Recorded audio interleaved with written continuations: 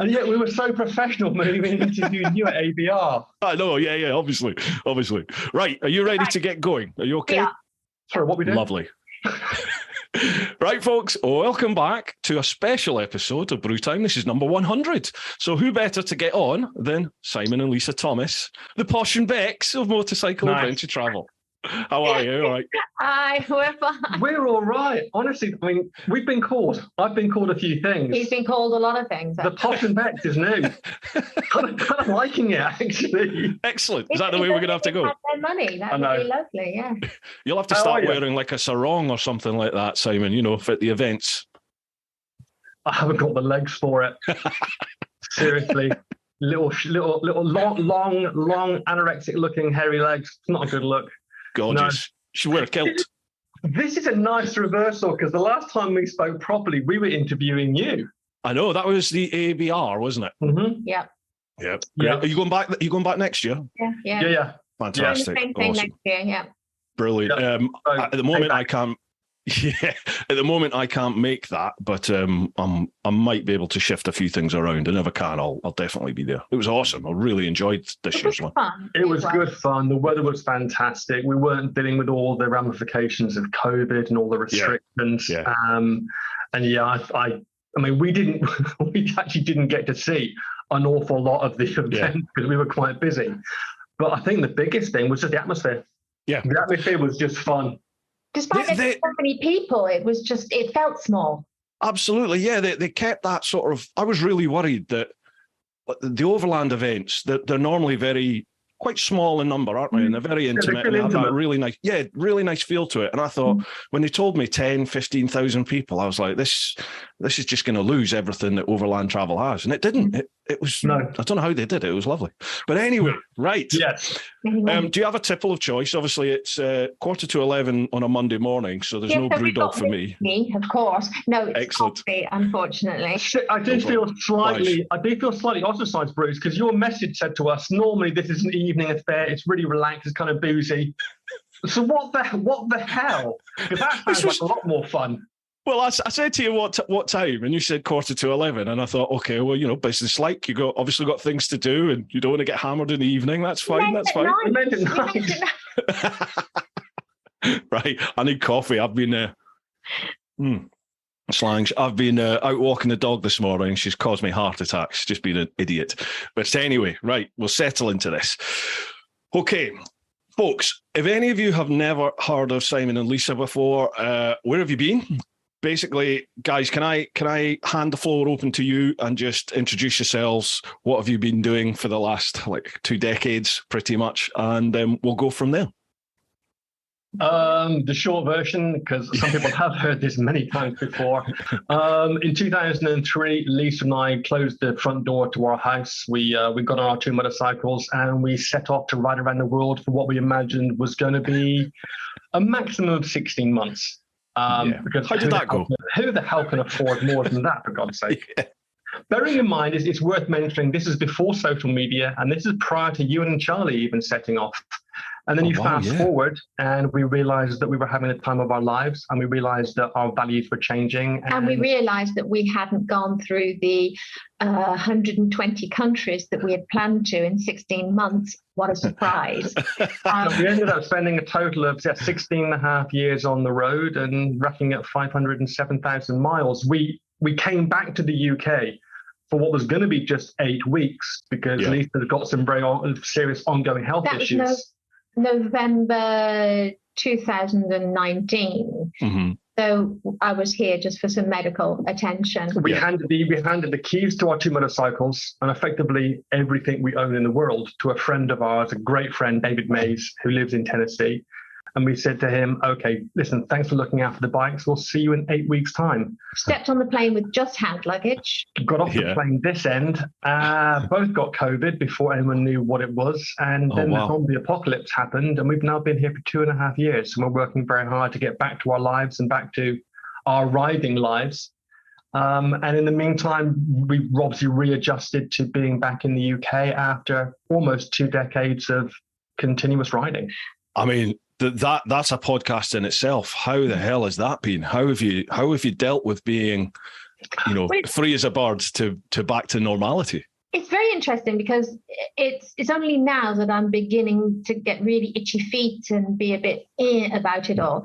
Yeah. But I came back because I wasn't well. So I had that period of time when I don't think, well, it wasn't safe for me to ride. I wouldn't have been riding. I didn't have the energy to walk up 50 steps, let alone put my leg over a motorcycle. So it hasn't affected me as dramatically as you would imagine because of that. However, Simon, I think he's probably had a lot harder time because not only did he not have the freedom and the riding and our lives on the road, but he also had me to worry about as well. Normally it's the other way around. Normally I'm always looking after him and worrying about him. You guys, you need it, don't you? I got that T-shirt that says "I'm a professional shit magnet." I wear it regularly. Yeah, I need to borrow that. Yeah. So it's definitely been a huge adjustment. Probably definitely larger than we were both anticipating. Largely because we weren't anticipating anything. We weren't anticipating any kind of shift. And a few friends of ours have said, well, why don't you get back there now? What's stopping you? The borders have opened.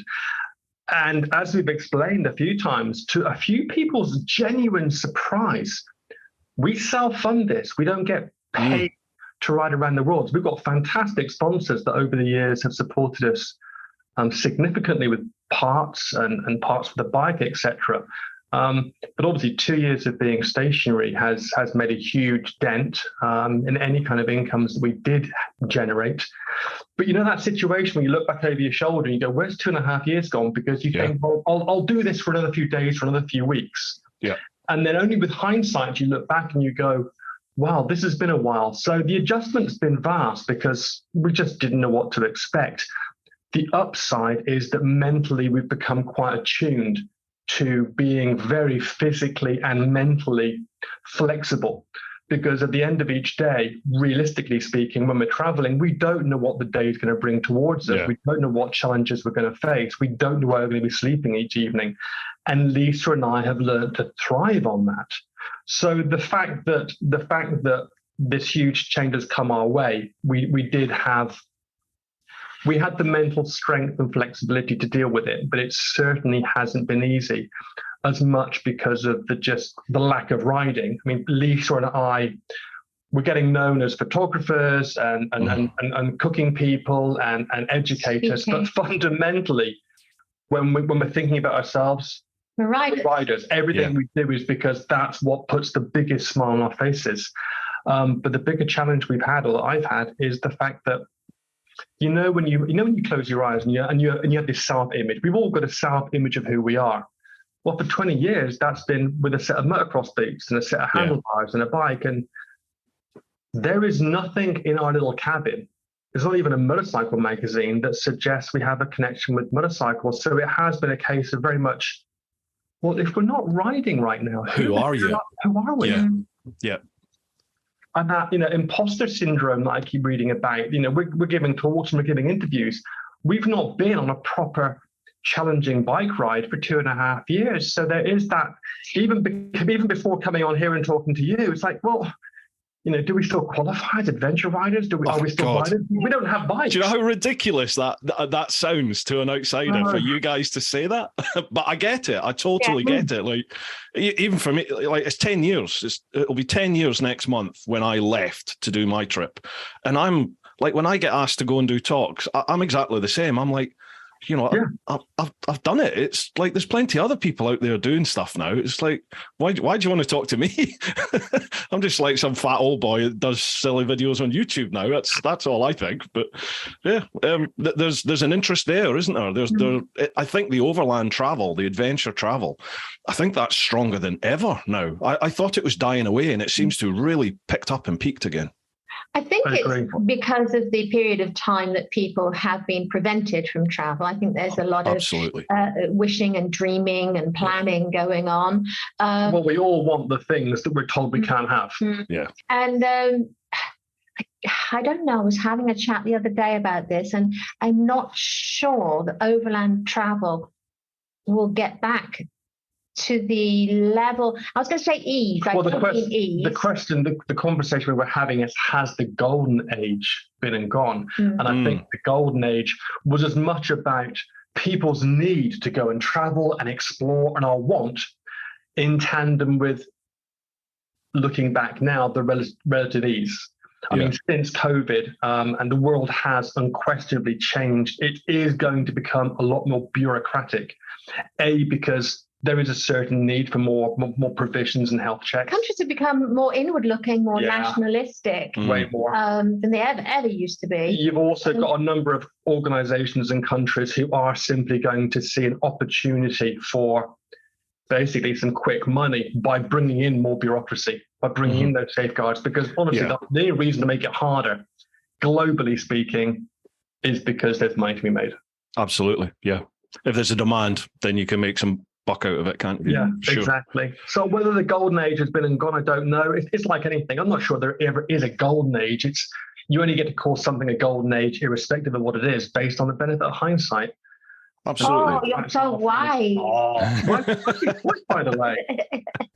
Yeah, so I don't know. I mean, at the end of the day, as long as there's a need and as long as there's a want for people to get out there and explore past their comfort zones, that's fantastic, and there is no wrong reason to travel. Absolutely, and I think as always, that's the difference between those who dream and those who actually do, isn't it? Is that whatever the obstacles are in front of you, whether that's funding it, getting the time to go, the bureaucracy of it, the physical and mental hardness of being away for that length of time, and what you deal with day to day. If you really want to do it, then you just put up with that. You figure out solutions. You work over it, under it, around it, however it is you do. You get there, don't you? And I think that for me is what makes a difference between the ones that go, I really want to do that, and those that go, fuck, I'm doing it. I'm living it. I'm living the dream. And you come back with the stories to tell, don't you? And your life changes. It's been quite interesting as well. People say, you should be back on the road by now. And I remind people that it was only 3 weeks ago now that I had the AOK from the cardiac guys. So it was all very well thinking, yes, I want to do it, but can I and should I do it, until I got that all okay. And the answer is no, you shouldn't. The insurance policies would have just laughed at me anyway. Insurance policies. Well, I mean, anybody Nobody will insure you. They're going, you want what? No way. Are you okay to talk about your health issue, Lisa? Are you all right talking about it? Was it an arrhythmia? Is that right? Erratic. Put it back in. Was it an erratic heartbeat? Is that what you had, or is there more to it? Oh, please use all the really big names. It just sounds so cool. There's a little bit more to it, but most people know it as erratic heartbeat. They'll say that it's the erratic heartbeat is probably the best way. Can I add in my 2 pennies worth before you totally play it down like you always do? Can I stop you from talking? No, it's just impossible. 4 hereditary heart issues that were serious enough that at one point I genuinely thought I was going to lose my wife, because after 6 days she couldn't get out of bed. Couldn't get out of bed because her resting heart rate was 36. Not enough oxygen going around her body, not enough oxygen going to her brain. Then the next second it would be 220. Wow. Left bundle branch block. So I mean, again, Liz has been dealing with this pretty much her entire life. And it's only been recent years that we've made it public knowledge because we thought it was appropriate. The atrial fibrillation did actually get a lot worse. Really starting from about 8 years ago, it would have me bedridden, which is all very well when you've got a bed, but when you've got a tent, it makes it a lot harder. Yeah. And it mounted and got worse and worse and worse, and to the point where even I had to go, I need this looked at properly. And then my father had passed away in the interim with very similar issues. And it was just brought it all home. That at the age of 60, he had a quadruple heart bypass, and I've just turned 60. And so you take a step back and you go, 60 isn't actually that old. Well, that's what I think now. It's not, though, is it? These days, it's just not. Yeah. Come on, Bruce. How old are you? People think I'm lying when I say this. I'm 45, but I know I look 85, but I'm 45. No, seriously, you don't look a day. See, my light's I've put the light in the wrong place. When I shave my beard off, I look about 8. I've got a proper baby face, hence why I keep the beard. Seriously, I would milk the baby face for as long as possible. Sounds quite wrong. Milk the That did sound wrong. No. Cut. No, you've got great skin. What moisturizer do you use? Thanks. Interesting's the wrong word. I also do. I think I messaged you actually at one point, and I developed atrial fibrillation at some point in the trip. I don't know when, but when I got back from the trip, my old role in the police used to involve carrying a firearm, and we have to do a yearly fitness test to qualify for your firearms license. Yeah.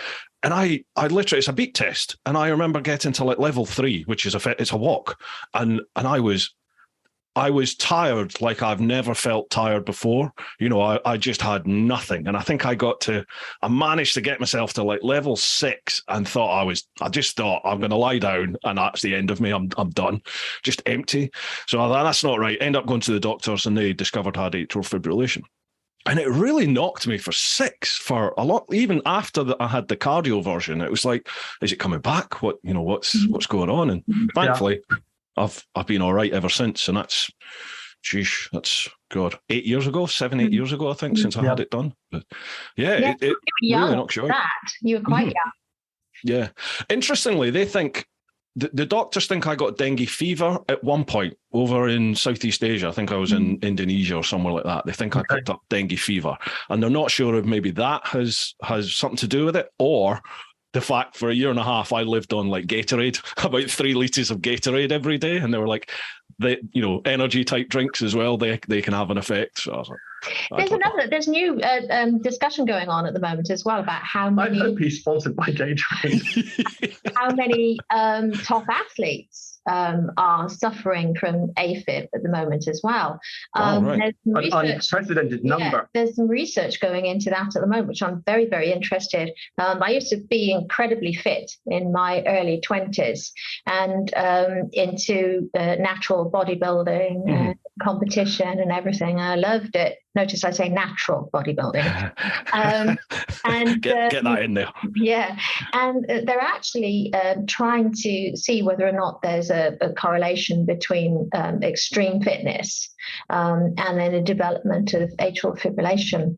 I'm reading it all the time, aren't I, really?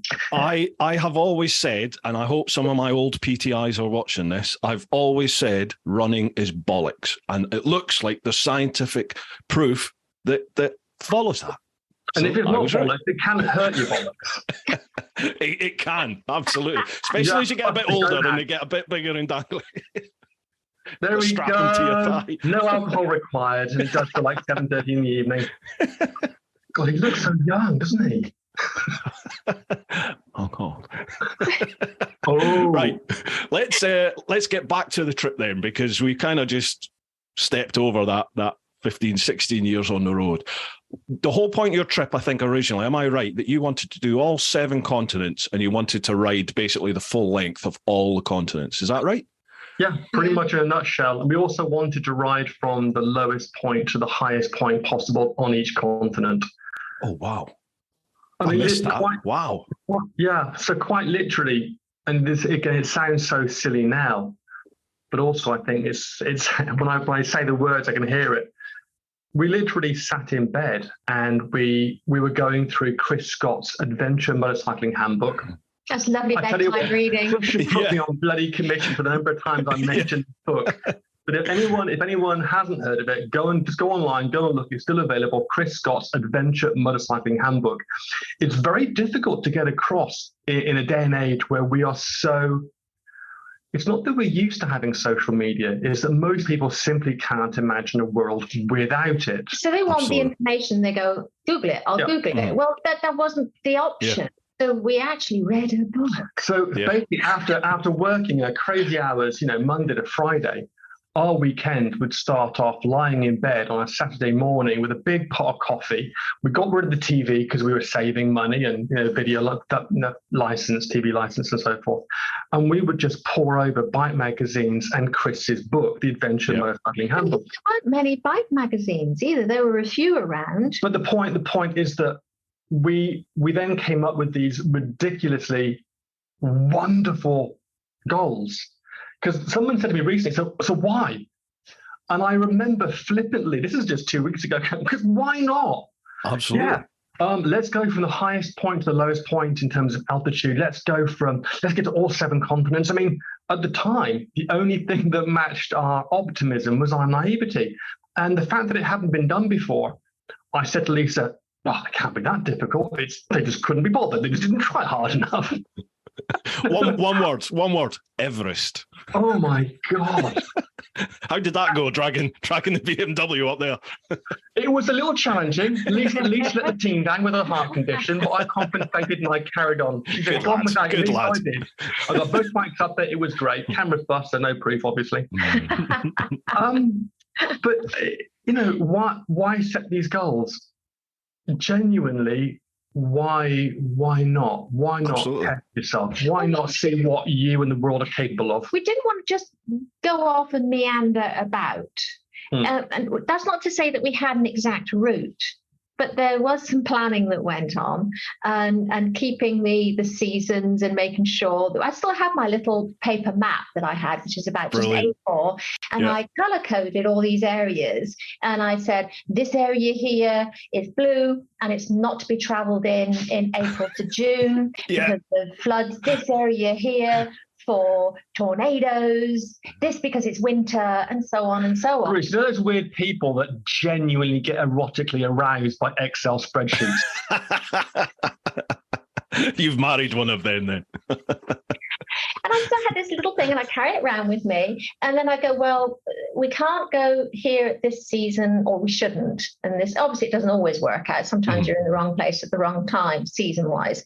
And so I had a rough plan and a rough guesstimation as to where we were going to go. I do think your version of rough and the rest of the world's version of rough is somewhat different. Yes, but I didn't have a set route, not like some people that we have met along the road. We've got friends of ours, and they know who they are. Greg Hilchey, who has a map.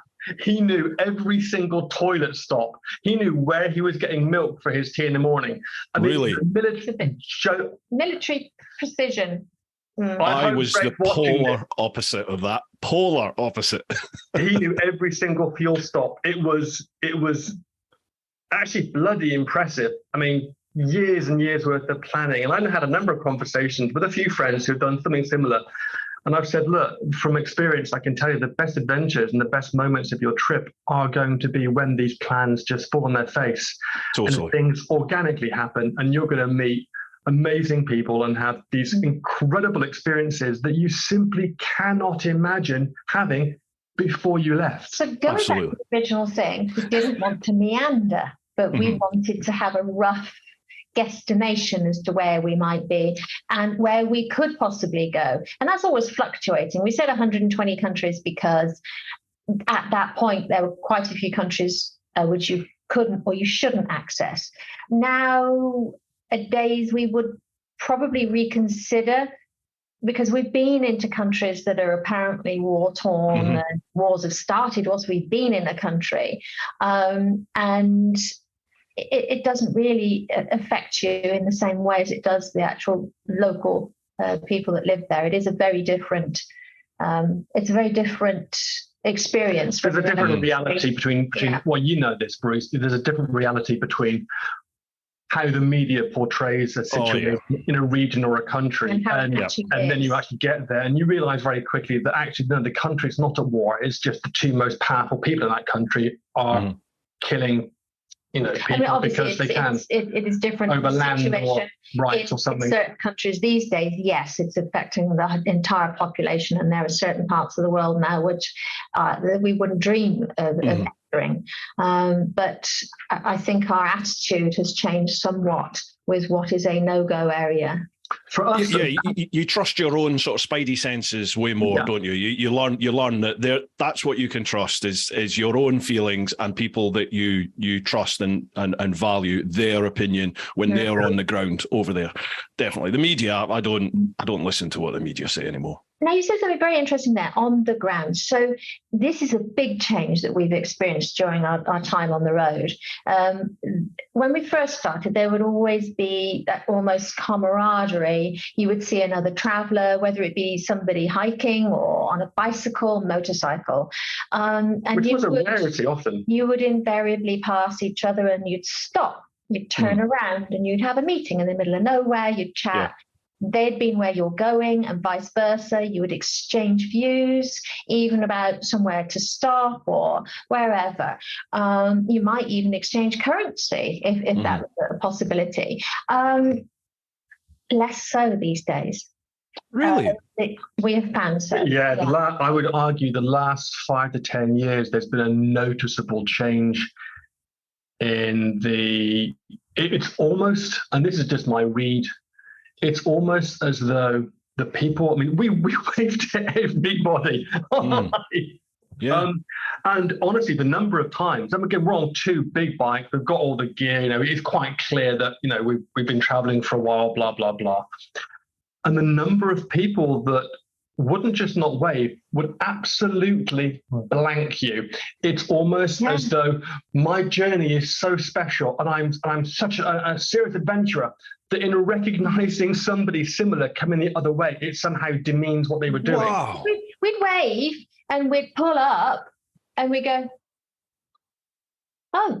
That's all part of it, wasn't it? That was the part of it, meeting people on the road and when you met them. That's the biggest change we've seen. Wow. And if it was once or twice or 3 or half a dozen times, you can't make a judgment call because hey, they've had a bad day. Hey, they've had some bad news. Whatever. They're stinking hot. They're ill. But no, this is actually now it's become what we noticed. The person that waves back and stops, and you have that camaraderie. That hey, they are now the rarity versus the norm. I wonder why that is. Don't know. I put it down to, people are going to hate me for saying this, I put it down to the rise in social media. People don't need that interaction because they believe that they can get all of that information from online. I was just thinking that. I wonder if social media has had that impact. Because that's what I think. It's made people... It seems to have made this. I'm saying this. We're doing this via technology, aren't we? But if we could, we'd be in the same room and do it. It's made the one-on-one sort of conversation.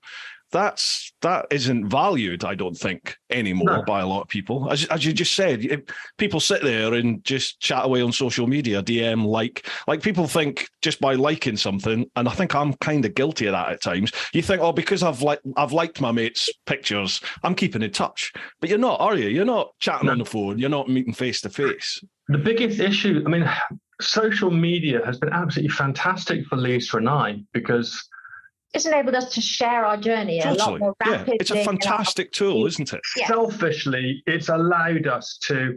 We got on the road. We didn't know anything. I'd never taken a photograph. Lisa had taken snapshots. Suddenly, we were compelled to record our journey when people weren't recording this kind of thing because social media didn't exist. Because we were so blown away and so moved by what we were seeing and experiencing. And it was all for the first time that we felt compelled. We didn't want to. We needed to share this with the friends and the families that we love back home. So social media has been fantastic, as has all the work into the website we've had over the years, because we if you want to boil it all down to one message, the message is we're riding around the world utterly clueless at that time, thinking, God, if we can do this, anyone can. This is doable. Now, whether it's doable for 6 months, 6 years, 6 decades, ask each person to find out. The downside with social media is that it has made information so accessible that we now take it for granted. And there's that wonderful expression about, it slipped out of my head. Basically, when you take something for granted, it loses its value. So as you've just said, familiarity breeding contempt. Yes. Yeah. Information is now so readily available, and there is so much of it that I think unless you've actually had to really input a degree of work in uncovering that piece of information, I'm not sure it has the value that it used to have. If when things come that easy, you don't have to learn something these days because, well, when I want that information, I'll just go online and I'll look it up. But it also means, going back to your example, we're now in a society where, I sound like my dad, where liking and swiping is just, well, there's an opinion, I've just expressed it. Yeah. And you've obviously, and people these days can also express a negative and a positive opinion with such ease and with so little consequence. Now, I know this is turning into a conversation about social media, and generally speaking, social media, I think, has been a very, very positive thing. But on the fringes of that conversation, social media has had a profound impact on how we communicate face to face. Not only how we communicate, but how we interpret how each of us is communicating. Yeah. And I think there's some downsides that we've noticed because we've been on the outside looking in. We see it. I'm saying we. Obviously, I've left the police now, but I could see it in the police before I left, and my wife is still serving, and all my friends that were in the job, they're still there. They all say this with the youngsters that are coming in now into the police, especially, 19, 20, 21 years of age. He said they don't have the interpersonal skills which people like used to have, and especially coppers, because contrary to what everyone thinks, your first tool in that role is your voice. It's communication. You want to be able to talk to people, and hopefully you don't have to thump them. You can resolve the situation verbally before it has to get escalate to the next level. And you can read body language and absolutely read the situation, understand if you do this, that, and the other, the consequences potentially might be this. So you anticipate all that. I think the body language is one of the prime elements of travel. You go into these countries. One of the prime elements, or just one of the skills? Both. So, pop out, okay? You go into these countries, you can't speak the language. Maybe you a smattering of words here and there, and you have to gauge the feeling of an area, how people are interacting. You've got to look at what's going on over there and the person that you're speaking to. You've got to be aware of your surroundings, and that is a massive part, or it should be a massive part of your journey and your travel through different countries. Absolutely. I know, Bruce, you'll know the numbers better than we do. What is it, 95% of all communication isn't verbal? Yeah, something like that. Yeah, it is ridiculously high. Yeah. And it's basically these little receptors in our brain that pick up certain nuances and intonations in the voice. But when, we've been through 80 countries, and okay, we speak very badly or enthusiastically 4 or 5 languages between us. But on the whole, we're basically consciously or subconsciously, as the full-time travelers we were relying much more heavily on, as we were speaking before we went on air, that gut instinct, that practiced, and it is a practiced skill of body language and atmosphere and eye glances and being aware of the situations around you. Because one of the questions we get asked an awful lot is, okay, riding around the world, well, isn't it dangerous? Yeah. And there's a whole bunch of flippant answers that I usually come back with, but in relation to this conversation, it's only dangerous. I'm a shit magnet, and so it's very, very, very unlikely that Lisa and I have been just lucky enough to go through 500,000 miles, 6 continents, and not been put in harm's way just based on luck. You do end up developing a set of spider senses, as we were joking earlier.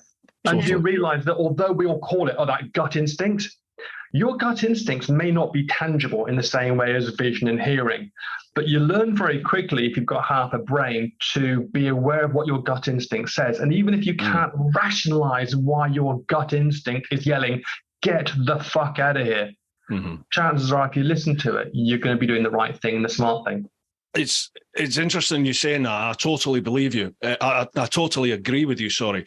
But I think for me personally, it almost worked against me when I when I moved into not just Africa, but, you know, certainly when I went into Mauritania, where it all went a wee bit wrong for me. And I think it was because that was my first experience of life outside of this sort of first world bubble. You know, I'd never done any overland travel outside of Europe. And then I was going down West Africa, and not only I was going down West Africa during a time when, you know, the Boko Haram Islamic fundamentalists were overrunning some of the countries. So it was just like a real heightened situation. And my like spidey senses, my police head was just like, holy, well, everyone's got AKs, you know, everyone's pointing guns at you and wanting money at every fish stop, because that's just what the police do. You know, they just do. You know, they're not going to kill you. It's just that's what they do, right? You know, they're going to chance their arm to get some money off you, and that day in day out, umpteen times a day, and then a few other things. It just blew my mind, you know, and I often think now, having done the trip, I'd love to go back and redo Africa. Do it again. Yeah. It is that is a baptism by fire. Totally. Yeah. And I don't know. It's. Do you think it's different because you were traveling as a solo guy? Yeah, and I think because I did it on the Jigsaw you know, I did it on a bike that was covered, like yourselves, it was covered in like company logos and people's names, and I had the leathers on. I looked like I was worth $1 million. So straight away you're a target. You know, they don't see bikes like that. Plus, you're covered in all this stuff, so they just think you're rich, you're coming through here. Ding, ding, ding, ding, ding, ding, ding, dinner bell. Yeah. So yeah, I do think, because I ended up meeting up with an older chap who was riding a Ural, and he was riding that down to Cape Town. So we buddied up for a bit of Mauritania, just because we both heard it was going to be a bit tasty. And like we'd go along the road, and the kids would be running alongside, smiling and waving at him. And then I'd come along, and they'd take the shoes off and spit and throw the shoes at me. It was just a polar opposite reaction. Do you get the same in the UK too? Yeah, my wife does it to me all the time. We were on our original. Bruce, the safe word's always pineapple, mate. Just pineapple. We were on our original bikes, so they were less low. That's the voice of experience. And the newer bikes, obviously a tiny bit more flash, and got some more logos on them, etc. But the original bikes were less so, but they were still unusual to be seen. Although I say that the Dakar was run quite a few times, and so always in that area, and we would get kids running along, going cuddle, and gift, always the rally, and everything. So it was maybe a different. Was that a French accent? But African French. Is African French? Yes. Rally. But I mean, okay, I slight detour.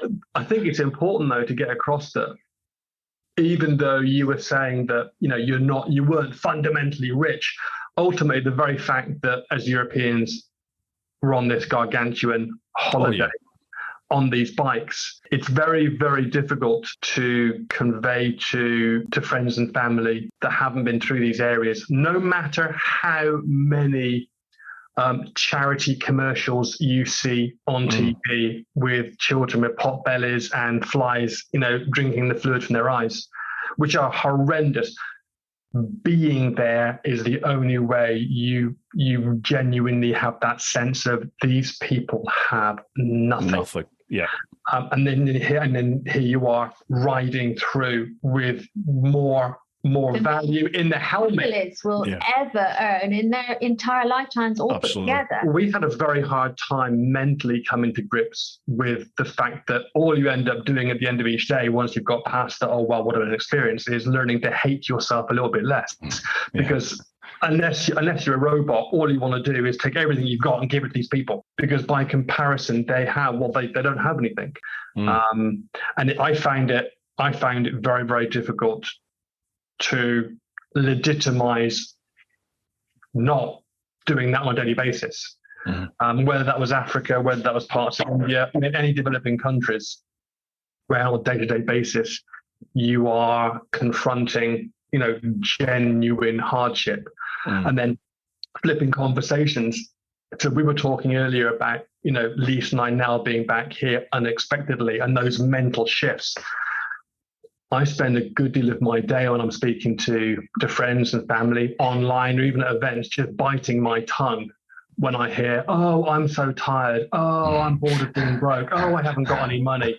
Because you want to become that voice of reason that says, listen, but you can't, because it's not my job. It's not my right. And it's not, and it won't be taken in the right way. It's the relative. Exactly. We're a totally different world, aren't we? This is a totally different world in which we live. It is weird. Here in this country are exceedingly high, especially at the moment, but they're a different set of pressures. Doesn't mean to say they're any worse, they're any harder, they're any better, it's any easier. It is just different. And I think that's the most important element you can carry with you, is that every country and every Indigenous person is experiencing different lifestyle to yours. You can't make assumptions. You shouldn't make judgments until you've actually been there and experiencing it yourself. And you'll always experience it from an outside view, but to try and put yourself in that situation and basically, as Sam says, bite your tongue and keep your opinions to yourself until you know a little more. Especially at the moment, because quite genuinely in this country, you have got people that previously thought money was tight, but actually now are genuinely thinking, I don't know if I've now got to make a choice between food and heating. I mean, the UK, I think we're now facing the next couple of years of, for a lot of people, life-changing decisions based on the economy, et cetera. Doesn't have anything to do with travel or anything else, but again, it's a huge shift. And again, it's just one of those things where you think, you've got to a certain point in your life, you've got X amount of experience under your belt, and you think you've got things dialed in. The COVID situation, the global pandemic, that was the kind of thing that we've only really ever seen in Hollywood movies. Yeah. But do you think that that's actually going to change people's attitude towards travel and make them want to travel more, or make them look inwardly? I mean, I don't know about you guys, but I do tours. Well, I did tours as well as the YouTube stuff. I would take people Spain and Europe and stuff on the bikes, and obviously during COVID, I've stopped all that. But I have noticed in the last, certainly this year, I mean, multiple times a day, I'm getting messages and emails and DMs from people going, when's your tour start? I just want to hit the road. There is a hunger there at the moment. Maybe that will change as we progress through winter with the standard of living.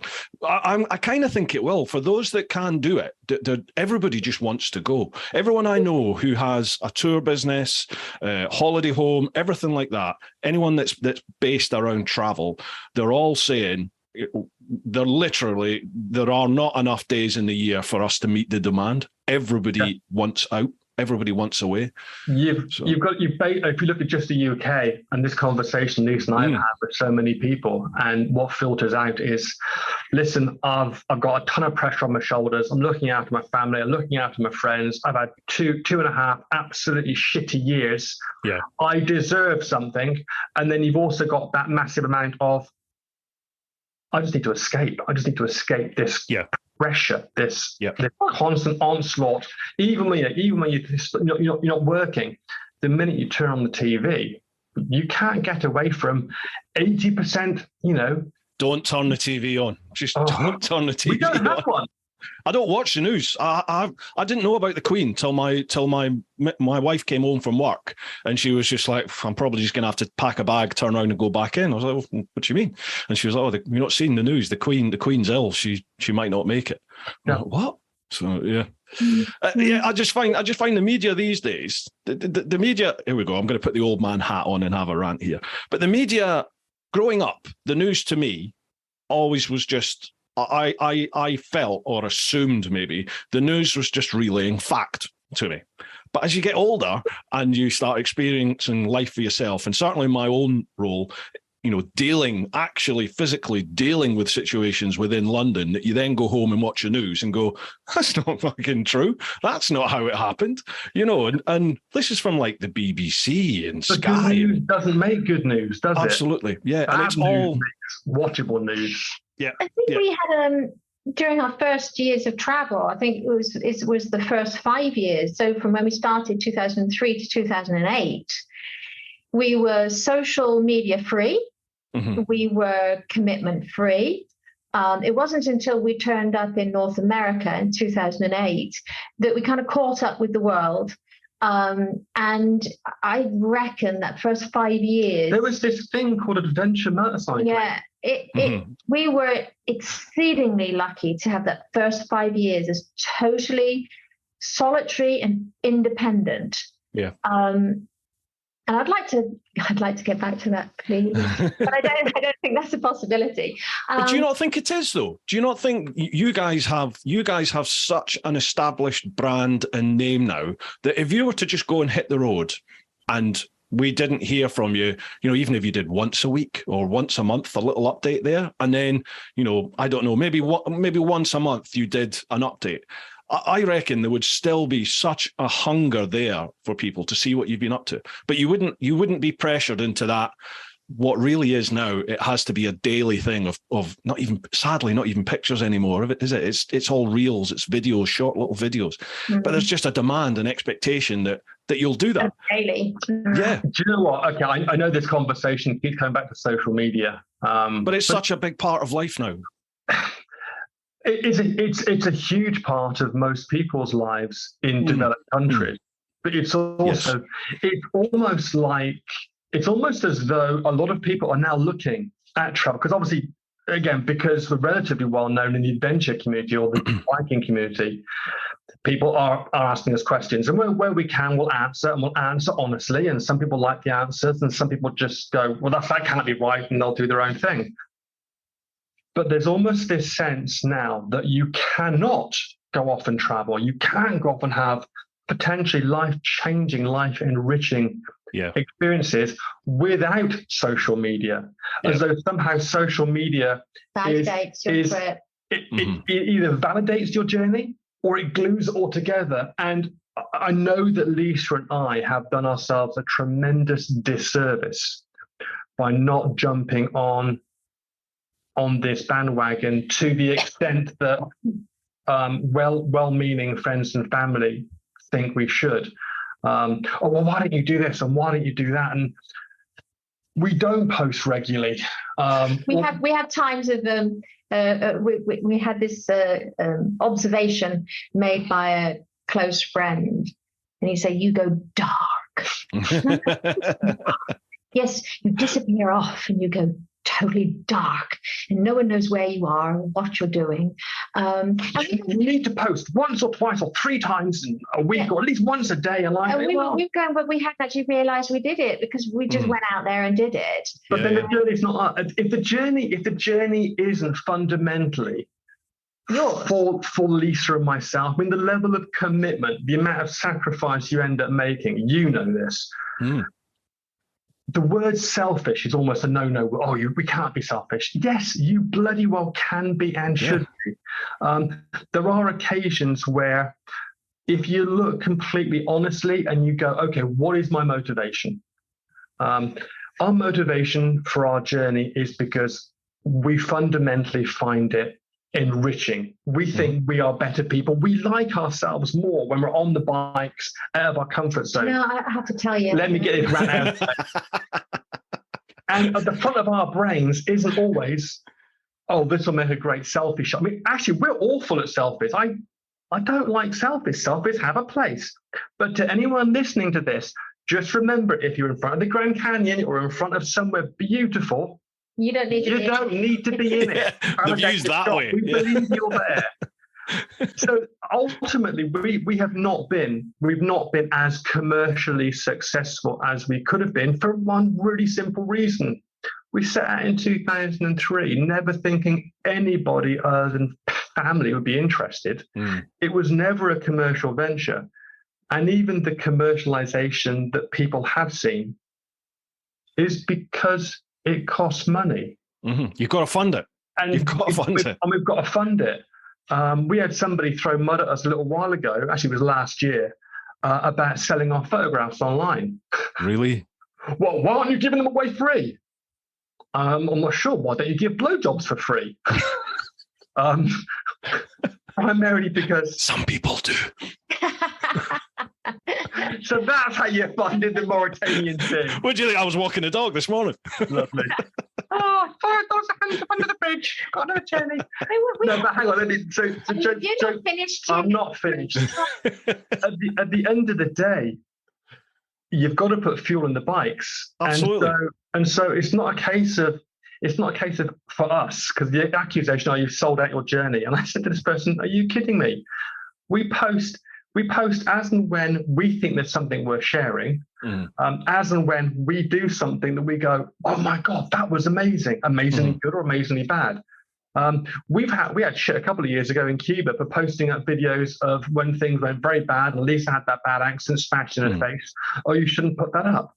I said to that person, shit happens. Look, it's the reality of travel. The reality of travel, the reality of life is that good and bad things happen. And as much as we want to inspire people to get out there and enrich their lives, there has to be realization of there are reality. Consequences too. Yeah.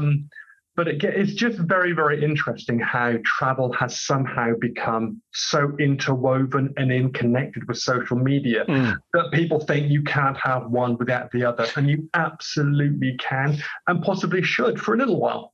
You can, and it can also be a good way of funding, of helping to fund that trip. You know, case in point, Itchy Boots. You look at Itchy Boots, not really what she's doing. I mean, she's making an incredible income from what she does. But as somebody that makes videos and puts on social content and who has traveled, yes, I am gobsmacked at the work that she must be putting in just to create her online presence and the vids and the content that she does. It's the number phenomenal. Of hours is phenomenal, insane. And I promise, if she actually came out and said, "This is how many hours that it takes, not just to physically craft it, but how much time you end up thinking about the camera will go there, I'll go over here, the light, just the all-consuming time." Most people would go, "What?" There's right. There's huge debate, isn't there? There's a lot of people out there that think she must have people edit everything for her. And do you know what I say? Even if she does, she still has to film all this. Yeah. And even that takes a lot of effort and time. It does take away from your experience, doesn't it? Because sometimes the last thing you want to do is get a camera out and talk to a camera. But often that is the time when you need to do it, isn't it? I was given a piece of advice by a professional filmmaker years and years ago. In fact, Sterling Norrin, if you're listening now, thanks for this, buddy. I'm claiming it as my own. He said, the very best time to get a camera out, be it a still camera or a video camera, is at the exact moment when you absolutely don't want to. I was told the same. We look back at a lot of our photographs, which obviously we've had time to do with not traveling during the COVID time. And we go, what were we thinking? Where's our photographs of this country? Where are the good ones? Where's the video? Oh, we didn't have a video when we started off. We didn't get a video recorder until halfway through South America, and we didn't get a halfway decent one until we were in India. And so it was like, what were we thinking? What were we doing? But we were thinking in a different way. Totally. And really just it was going to be for private footage, private photographs, etc. I'm still pleased that we had that part of it, but there's so many people out there that will never, ever have the opportunity to do what we had done. Totally. Yeah. So to be able to share it, I think we have to. It's our duty in some respects to be able to do that, to share it in a positive way. Yeah, it's still your trip, but you guys you've attained such a level now. You know, You are the Posh and Vex. You are sort of adventure motorcycle travel, around the world. You mentioned Simon and Lisa or Two Ride the World. Everybody knows who you are, who's in that scene. Everyone knows it's you guys. And that's very kind, thank you. But they do, you have a very established brand, a very established names, and a lot of respect for what you've done and what you continue to do. And the fact that you're out there promoting what you do, because it is amazing. Adventure travel is a fantastic thing to do if you can do it. But as you rightly said, not everybody can do it. There's lots of people in the Western world that will never be able to afford to do it, or will just they're just not the type of people that will actually go and do it for whatever reason. But the fact that you can relay what that experience is to any degree to those people is fantastic. You must get messages from people I get messages from people who are ill or who are terminally ill, and they're like, I've always wanted to do what you've done or what you're doing, and I'll never ever be able to do it, but thank you, because I can experience it through the content that you make. And those messages are pretty humbling, aren't they?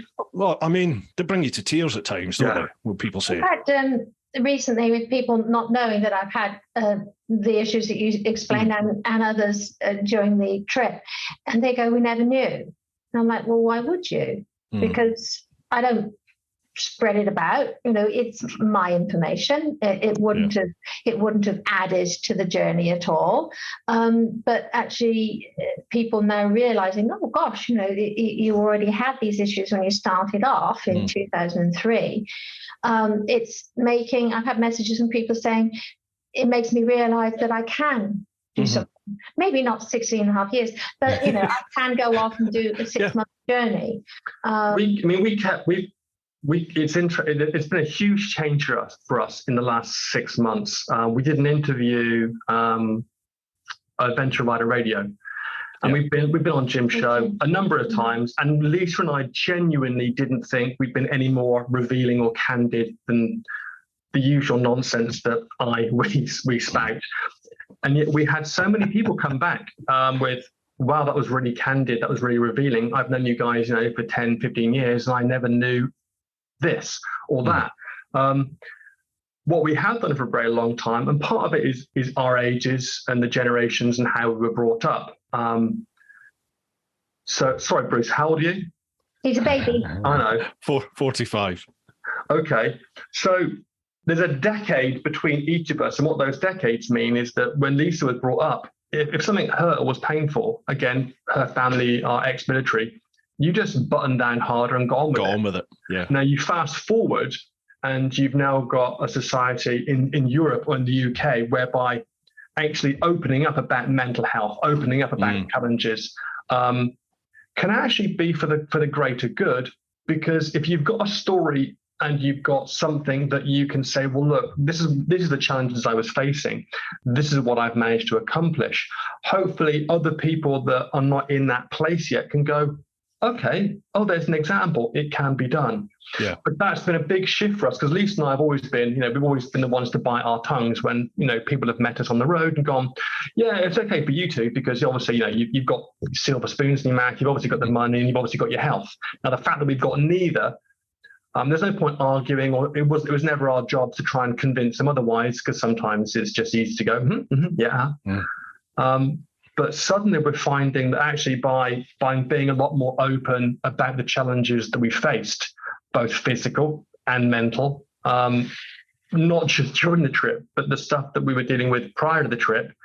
I think we've both been genuinely quite gobsmacked with the number of people that have written the most beautiful emails and messages saying, okay, I can relate to that, and I'm dealing with this, and I'm dealing with that. And I never knew. I never knew that you guys did. Yeah. I just figured, thank you for helping me believe that it might be possible.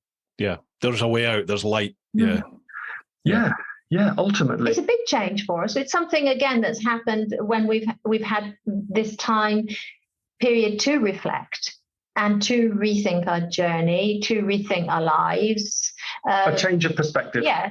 A big change of perspective. Yeah, I think that's happened for a lot of people during this time period as well.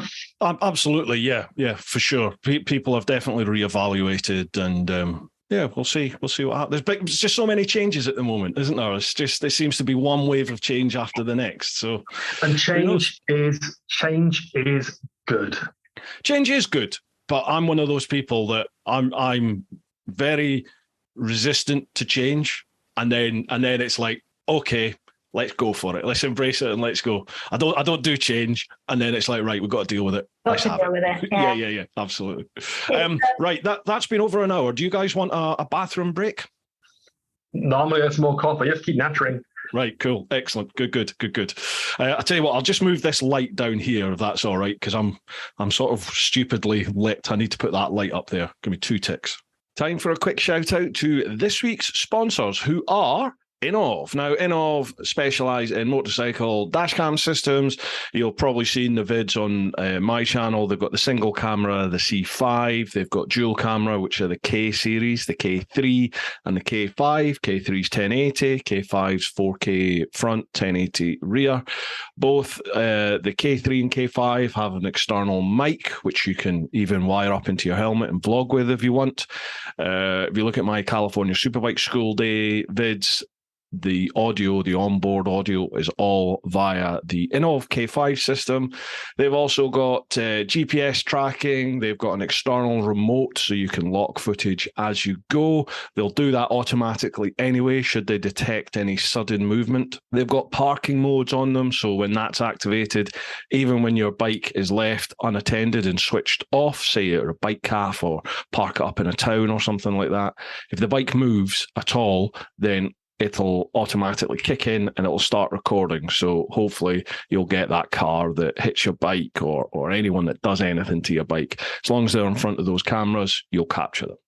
Great system, folks.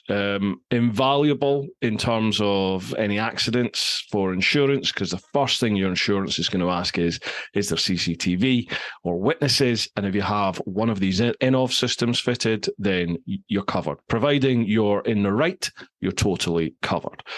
Well worth getting, folks. Head to the link down below. I've got the Innov UK website link down below. So if you're listening to the show notes, check that out. If you're watching the vid, have a look in the description. It is a referral link that just lets Innov know you've come from me, which helps me massively in terms of the sponsorship. It shows them they're getting bang for their buck. If you use the code TEAPOT, TEAPOT, then you'll get, I think it's 5% off any of the Innov cameras. And if you use the link to the Techologic website, they're the one that do like the DC1 and XV1 helmet cameras. If you use the code TEAPOT, you'll get 5% off them as well. So a huge thank you to Innov for all their support.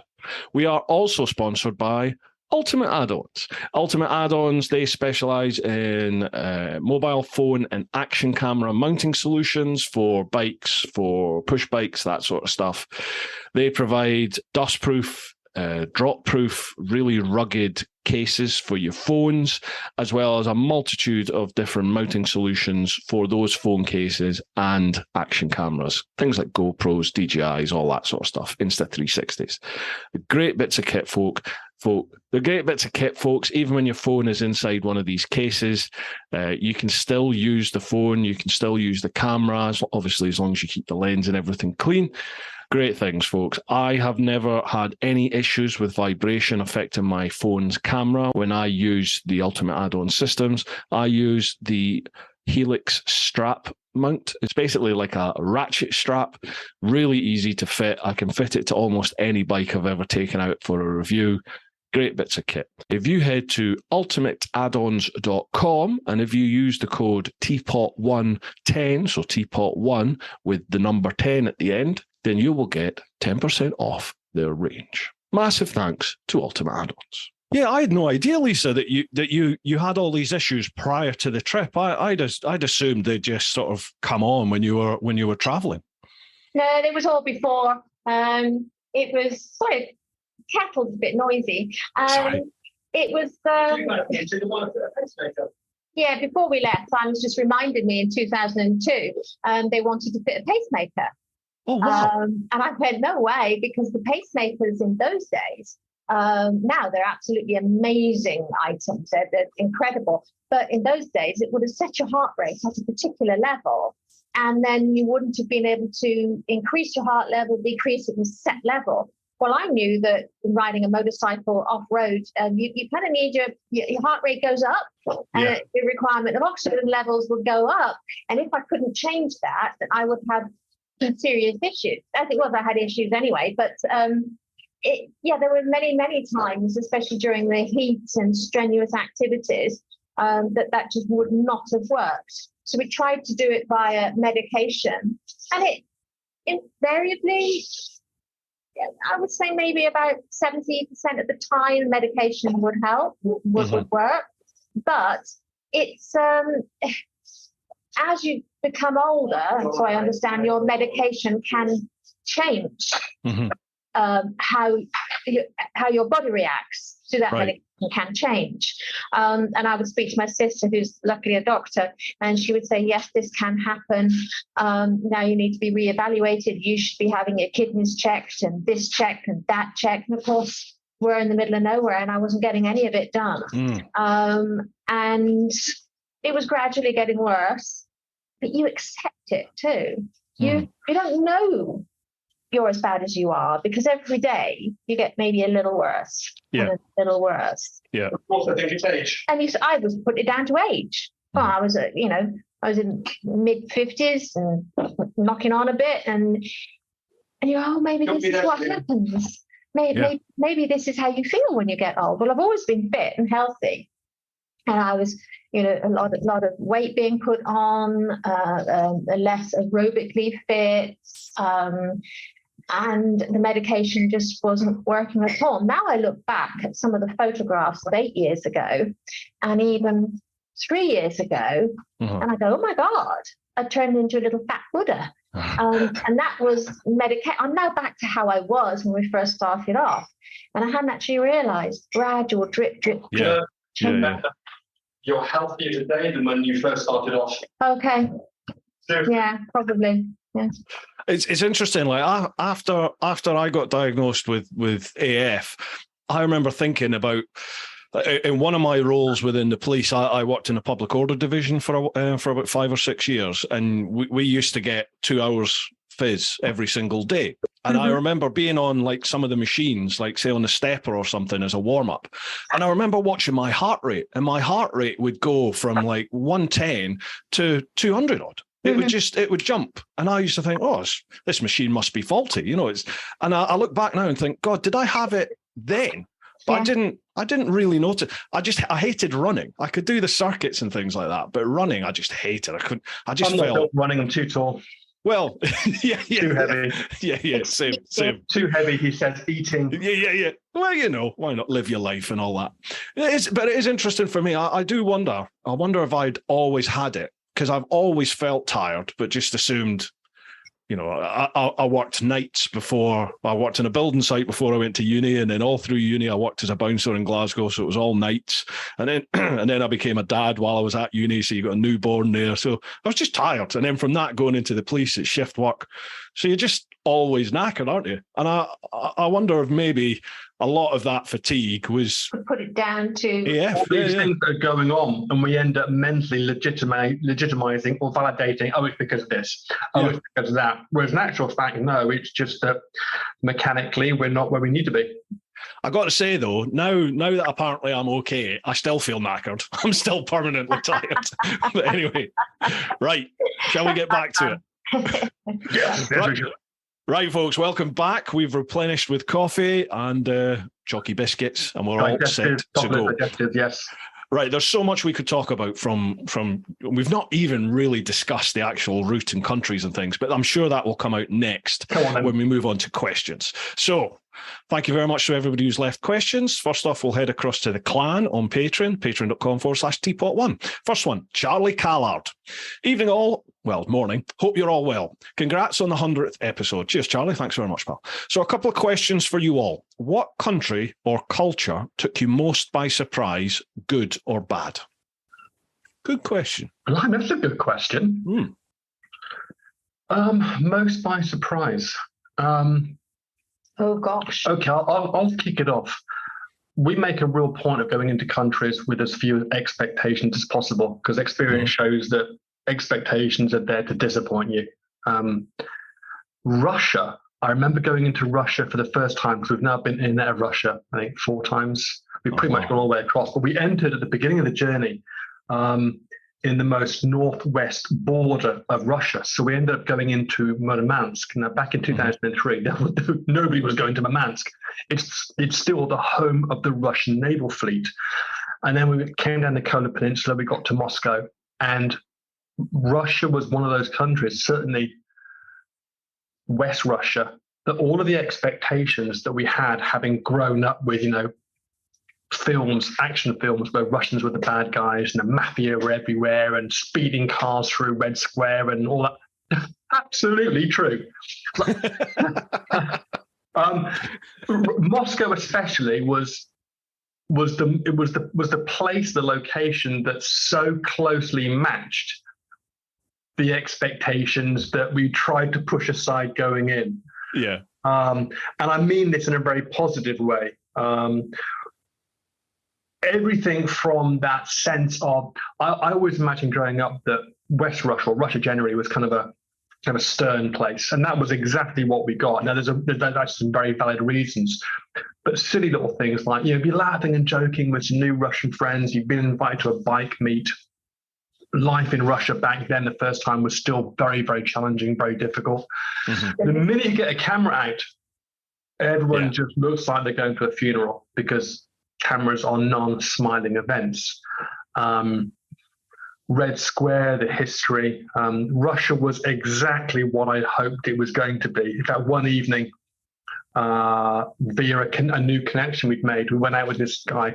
I'm not sure I should even say this. I'm sure I'm okay. Basically, he was very connected to organised crime. He still emails us. We still say hello. Maybe you shouldn't say so much. Didn't dawn on us what was going on, but went to these very nice restaurants and very nice bars, and never got charged. Always got pushed to the front of the queue. And I said to him, "So what's the deal with these 7 Series BMWs speeding through Moscow? They seem to have, they can do what they want. These are my friends." And that's all you need anyway, to know. I'm not going to say anything else about that.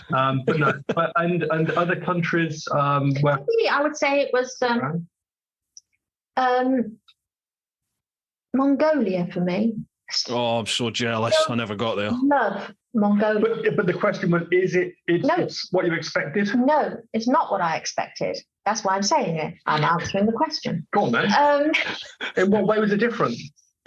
Well, I didn't actually think the people were going to be as welcoming. I thought that they were going to be very, very reticent about coming forward, a bit closed off, a bit, what are these people coming in? We're nomads, we're true nomads, we're workers of the land, and these people are coming in. I thought that they would be a little standoffish and not actually want to come along and say hi and just smile at us. I found them very welcoming. Right. I was surprised. The level of warmth is incredible. And the hospitality, incredible. But that traditionally is the nomad way. So in many nomadic cultures, the idea of personal possessions is a little foreign. Not in the same way of communism, but in nomadic cultures, they pool resources. So Lisa would have guys just jumping onto her bike and smiling, not because they were taking a liberty or being disrespectful. I mean, they'd equally hand her the horse and say, "I'm going to go for riding your bike," or "Sit on it, here, go sit on the horse." It's just that shared sense of, but that level of just fascination and warmth was just beguiling. That's a great word. We'd been on the road by that time for quite a while, and so we should have been used to it. And we've been through some areas of sparse population. But it was just the vastness. And it's a stunningly beautiful country. It's also one of the least inhabited on the planet. Hard. And yet they're still so smiling and welcoming. Yeah. And that was a revelation. I'd done the reading. I thought I knew what to expect there, and it was heavy going. We had 6 weeks there. We managed to extend our visa. I could have been there 6 months, and you still wouldn't experience it all. And it was a revelation to me. It was a real eye opener. We'd not become travel weary at that time, but it was hard going back into Russia, going through all of the stands, trying to get over the Silk Road at a certain time with not getting caught in the snow. And it was we were physically and mentally frazzled by the time we'd actually got to Mongolia. To 6 weeks there, even though the riding was hard, it was constant, thinking about it all the time. It was so lovely. I really enjoyed it, and it was a pleasure. And probably lastly, Iran. Say that, I'm not sure. I don't know what to expect. It was for me, in as much as that a lot of the stuff you see on the news about the Iranian government, we had first-hand experience of the level of control. That was definitely true. We ended up giving a lecture. We were invited to give a lecture at the Tehran University. So incredibly honored to have the opportunity. Wow. Went along and spent the night with an English professor, actually with a friend of ours, and an English professor invited himself along. We were staying with one of his students, and he basically for 2 hours was very, very clear and very stern. You can say this, you cannot say this. We know that the Iranian secret police were monitoring us very carefully. During that time. We found that out afterwards. But the Iranian people, and again, I'm going to reference Lois Price here. If you get a chance to read her book about going to Iran, it's a great read. Yeah. But again, she expresses what I'm going to now.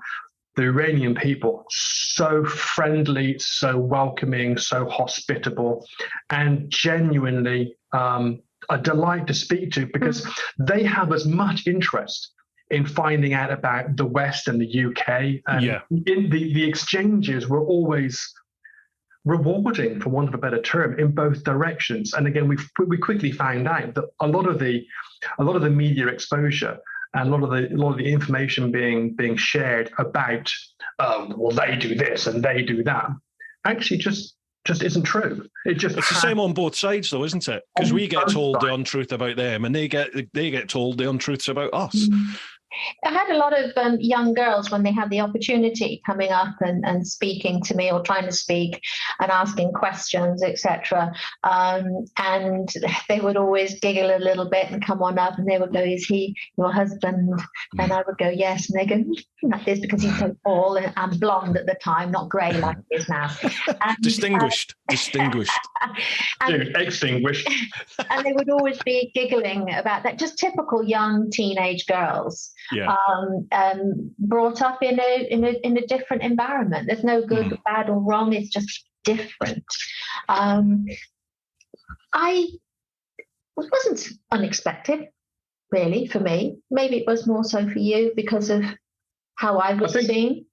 Yeah, that was culturally one of the biggest adjustments I had to make. Is that I'm in love with Lisa because of her exuberance, her confidence. All the good things all the time. And yet suddenly in Iran, she's wearing the burqa, she's covered, much more reserved. I'd have to be more reserved. She socially had to take a stand back because culturally that was appropriate.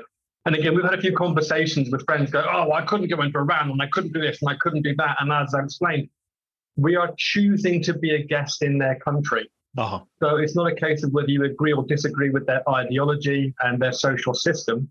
I'm happy to be uncomfortable. I'm happy to quietly disagree with certain things because I want that first-hand experience. Yeah. I want to make sure that if I have an opinion, if we have an opinion about something, it's because we have first-hand experience of that. Absolutely. It's the most valuable way to pick up information. So I had to adjust to Lisa taking a backward stance. I had to adjust to. I find it very interesting, and I find it very frustrating initially that the guys would speak to me about Lisa, who stood 2 feet away, and I found it very difficult, and I found it disrespectful initially, because she's right there. You can ask her. Now, ask her yourself. But we come from a culture where that would be disrespectful. But because they'd identified me as her husband, not talking to her and going through me initially was out of respect. Yes. Yeah. It's a complete, so one of the lessons we've learned traveling is that don't judge things on appearance. And ultimately, It's just a matter of shifting your perspective, but a small shift can help you see something in a very, very different light. Yeah, absolutely. Did you see there was anywhere else that was a surprise? I'm trying to think about it. What didn't expect. On the whole, we've spent the last 20 years with our hands on the throttles, grinning the whole time, just because we're just generally overwhelmed by what we're seeing, what we're experiencing, what we're learning about each other, what we're learning about ourselves. It's been a steep learning curve of 20 years, almost 20 years. Have you ever experienced where people didn't want to come up and talk or were angry at us? Have we ever experienced that? Not on a consistent enough basis where you can say it's indicative of a region or a country. I mean, some people are just angry. Some people are, you get smart people, dumb people, angry people, nice people. Yeah, and true. That's just the way the world I think a lot of people think that there's going to be a level of aggression leveled at us in certain areas, but there wasn't. You'll know this, Bruce. The best conversation starter in the world, bar none, when you're traveling, is a motorcycle. Oh, totally. Yeah, absolutely. The number of interactions and conversations. We've on our email friend database, we've got people that have been working in the fields the entire life. We've got captains of industry and presidents of countries. All those conversations started off 9 times out of 10 because we rolled up looking tired, dirty, on a bike, onto motorcycles. Yeah. And I found doing it on the bike I did it on as well even heightened that, because I would get people coming up, and in pidgin English or somehow they would always go, you're not on the GS. Everyone's always on the big adventure bike. I'm like, this? And it was it was like a real conversation starter. People they would love it. Everyone knows Valentino Rossi. Everybody around the world. I remember being up on a Ho Chi Minh Trail, like up in Laos, up in the mountains, not even on a road. And the kids would be like, Rossi, Valentino Rossi. They all know Rossi. So the sports bike was just like, wow, they'll never ever see one of them in person. And it's like, wow, there it is. That's pretty cool. Oh, I loved it. Yeah. I remember being in Delhi and this big, big muscly geezer came over and he was just like, can I sit on the bike? I've never ever seen one. I only see it on the TV. I was like, yeah, go on. So he sits on the bike. I've got a picture of him in front of a Dilly sign. It's just made up, totally made up. It was interesting you said that about Russia, because Russia for me, I think, is probably that still to this day was the biggest surprise for me, in that I totally agree with you. Moscow is everything that you think. It's the James Bond Russia, isn't it? Yeah. Like it's a real modern city, and I found people very welcoming and very warm there. It's almost European in their attitude towards things. But the second they mentioned politics or anyone brought politics up, this is going back. This was in 2012, 2013. Okay. So, it's fairly progressive by that point, isn't it? But even then they were like, they went into whispers when they started talking about like Putin and the government and things. And you were like, whoa, wow, this is different. And I had that experience where a guy got in touch with me through a sort of mutual friend. And he was like, when you get to Moscow, you've got to come in, we've got to meet, we'll go for a drink. So I did that and ended up living with him for 10 days. He was just like, stay here. Would be gentle. yeah. I'm not going there. Yeah, he was a lovely fella. But the same thing, very connected, no idea how. I found myself at a cigar aficionado evening, drinking, I think it was 25 or 30-year-old Dalmore whiskey. This is serious whiskey with proper big Cuban cigars, and I'm surrounded by all these like obviously wealthy Russian geezers and suits. Room, probably. Totally. Yes. Yeah. And I'm in flip-flops, shirt and a shitty t-shirt, And I didn't ask questions, but they were lovely geezers, really, really welcoming, really warm. And I found the further east I went in Russia, right across to like Vladivostok. Like Vladivostok was just like, it's like the Vegas of Russia. It was Wild West. It was a party town. Everyone was, to me, in Vladivostok, maybe it's just because I was euphoric for crossing Russia, but by the time I got there, all people wanted to do was party. They were just like the locals. They were just getting on it and having a great time. Really warm. We were there during a festive period. Maybe it was always a festive period. I don't know. And there were lots of sailors around. Some of the big ships had come in. And I said, they're walking around and they all look like Popeye. Yeah. I kept saying to her, you said they're not puppies. No, you can't take one home. Put him down. And their big muscles and their cut-off shirts and sailor shirts. Cartoon Russian, isn't it? Yes. Yeah. It was just amazing. I was walking around going... Well, compared to Central Russia, the Road of Bones and all that stuff, which is basically just marsh mosquitoes that will eat you alive. Oh, God, yeah, you must have crossed the Zeeland Gap. Did you do the Zeeland Gap then? What I remember about Russia was just thinking this would be so much easier if we were doing it in winter because everything wouldn't smell like shit because it would just freeze. And the fact that we could not find any water anywhere, but they were more than happy selling these giant cans of beer with a big blue stripe on that got you drunk within 2 sips. Yeah. And mosquitoes. Oh, so we used to basically get off the bikes. And oddly enough, I wasn't expecting it to be that humid because obviously it's just marsh all around you. There's no tundra. It's not frozen anymore.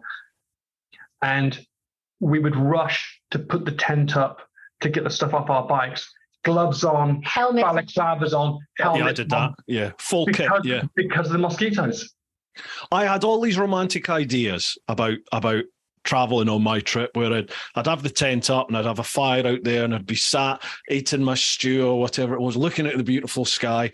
Russia, not a chance. I mean, the mosquitoes are they must be Chernobyl affected. They're like an inch. Yeah. They're huge, aren't they? You roll up and the mosquitoes literally think Meals on Wheels. Yeah, and they can fly at 30 odd miles an hour. We would dash into the tent and with the helmets on, boots still on, crawl on in there, and then we spend the next 15 minutes or so bashing each other, trying to get rid of the mosquitoes that come in. The safe word, still pineapple. Notice I said bashing each other and didn't use another term. We're men. That means all sorts to us. Speak for yourself. I'm not a man. And we've got some stories to tell about that. But sometimes we just didn't want to cook, couldn't cook, and so we'd take these big cans of beer into the tent, and we'll have some kind of pasty kind of thing that we'd picked up along the road. Or salted vegetables. Processed sausage. Yeah, and we'd sit in the tent with these massive mosquitoes bashing in. Yeah. And the tent's pretty good, so they didn't actually get inside unless we were so tired. Drinking beer, and then I'm like, oh my God, I want to go to the loo. Can I tell a story? Please do. Dad. Make sure you're not eating when you listen or watch this, people. You can. So, this is the wonders of travel. So I used to do this in presentations because I thought it was funny. And let's face it, I give presentations that I want to laugh at. And then Lisa said, no, stop doing it. Hence me just genuinely saying, so lessons learned about traveling with your significant other on the road. There's the chivalry that I bury really deeply. How bad is my life going to be after you said that?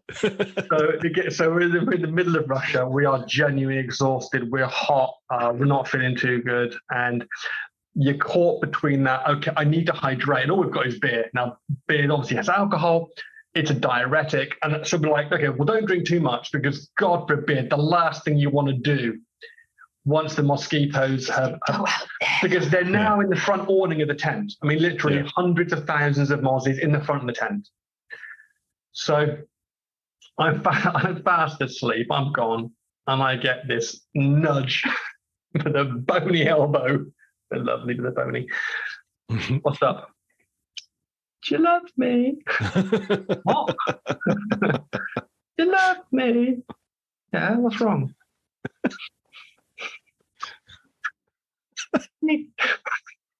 I need to go outside. So I said, good luck with that. No. Will you come with me? No. You're kidding. What? With the flying piranhas? No.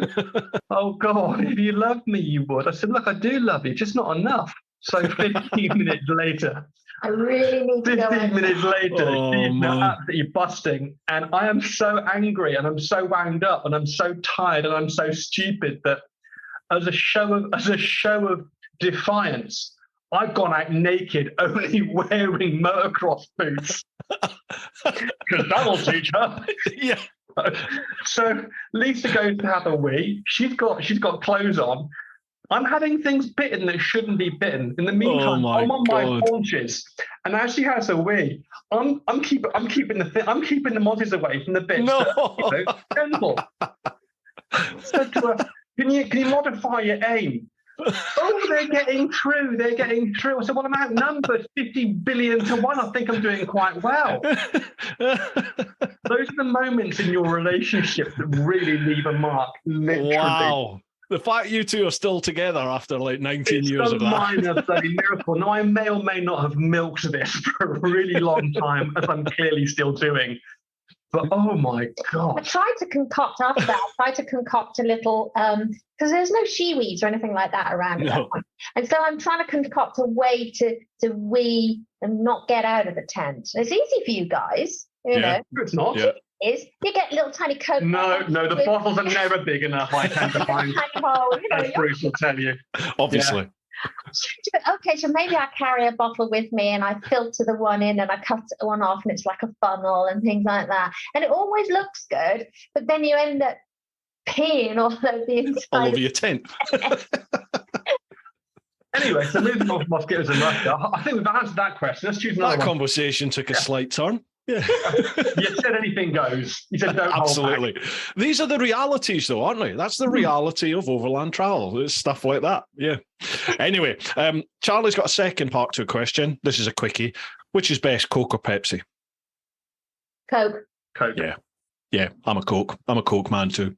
Right, cheers, Charlie. Thanks for that. Next one, Two Bob Rocket. I'm sort of speeding it up because there's loads of questions. Two Bob Rocket. Wow, 19 years on the road. Now, that is lives well lived. As the years go by, does it become more difficult, not just physically as you get older, but geopolitical changes around the world? And he also says, when it has come to an end, the wheel stopped turning, where in the world would you both like it to be? We kind of covered that first part, really, didn't we, in that initial conversation? Yeah. It's interesting. It's a short answer. Geopolitically, to my surprise, I think I'll be challenged to say it's getting more difficult because each time we go to a new country, it's our first time, so we have nothing to compare against. I tend to find that because we're traveling overland, I actually think it's easier, less bureaucratic than traveling and crossing borders by land or sea, where you have a lot more paperwork, a lot more security, a lot more formality. Yeah. 9 times out of 10, we're choosing small borders in both large and small countries. Yeah. And once these simple formalities are sorted out, maybe a search of the bikes, but that's all stuff you just expect.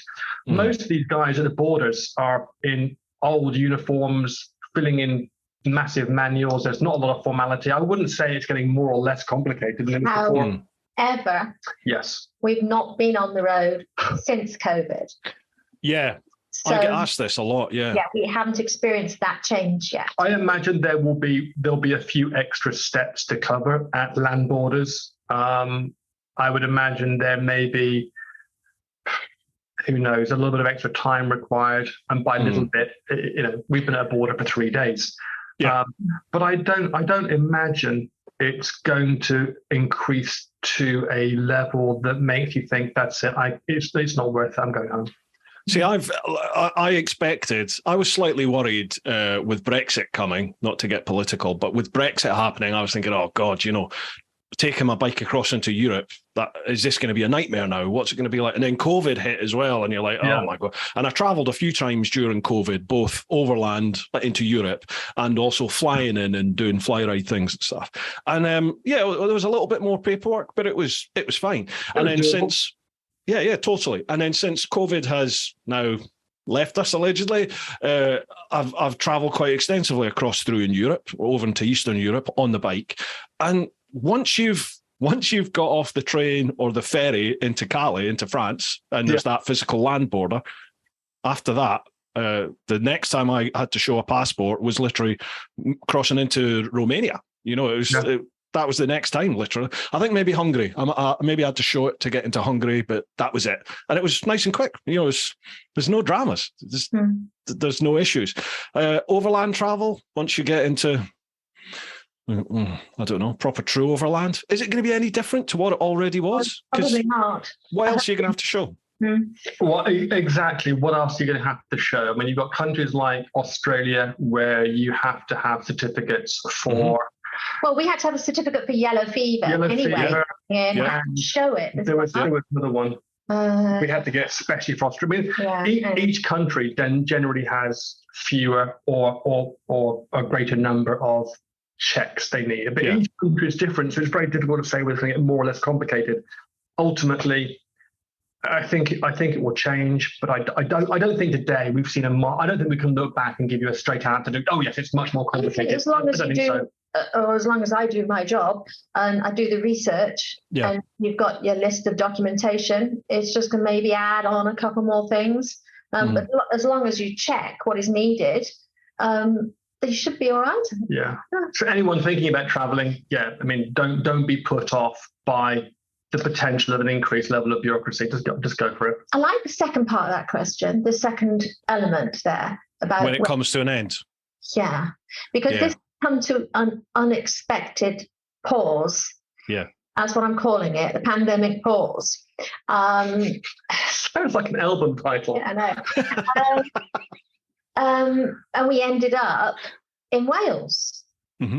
That's not something that I ever thought would happen, or returning to the UK even. I would say we're incredibly lucky. It's a stunning country. We've literally found a small wooden cabin on the side of a mountain inside Snowdonia National Park. It's about the size of most people's garages. Genuinely. But we've been in a tent for 17 years. Yeah. Must be like a palace.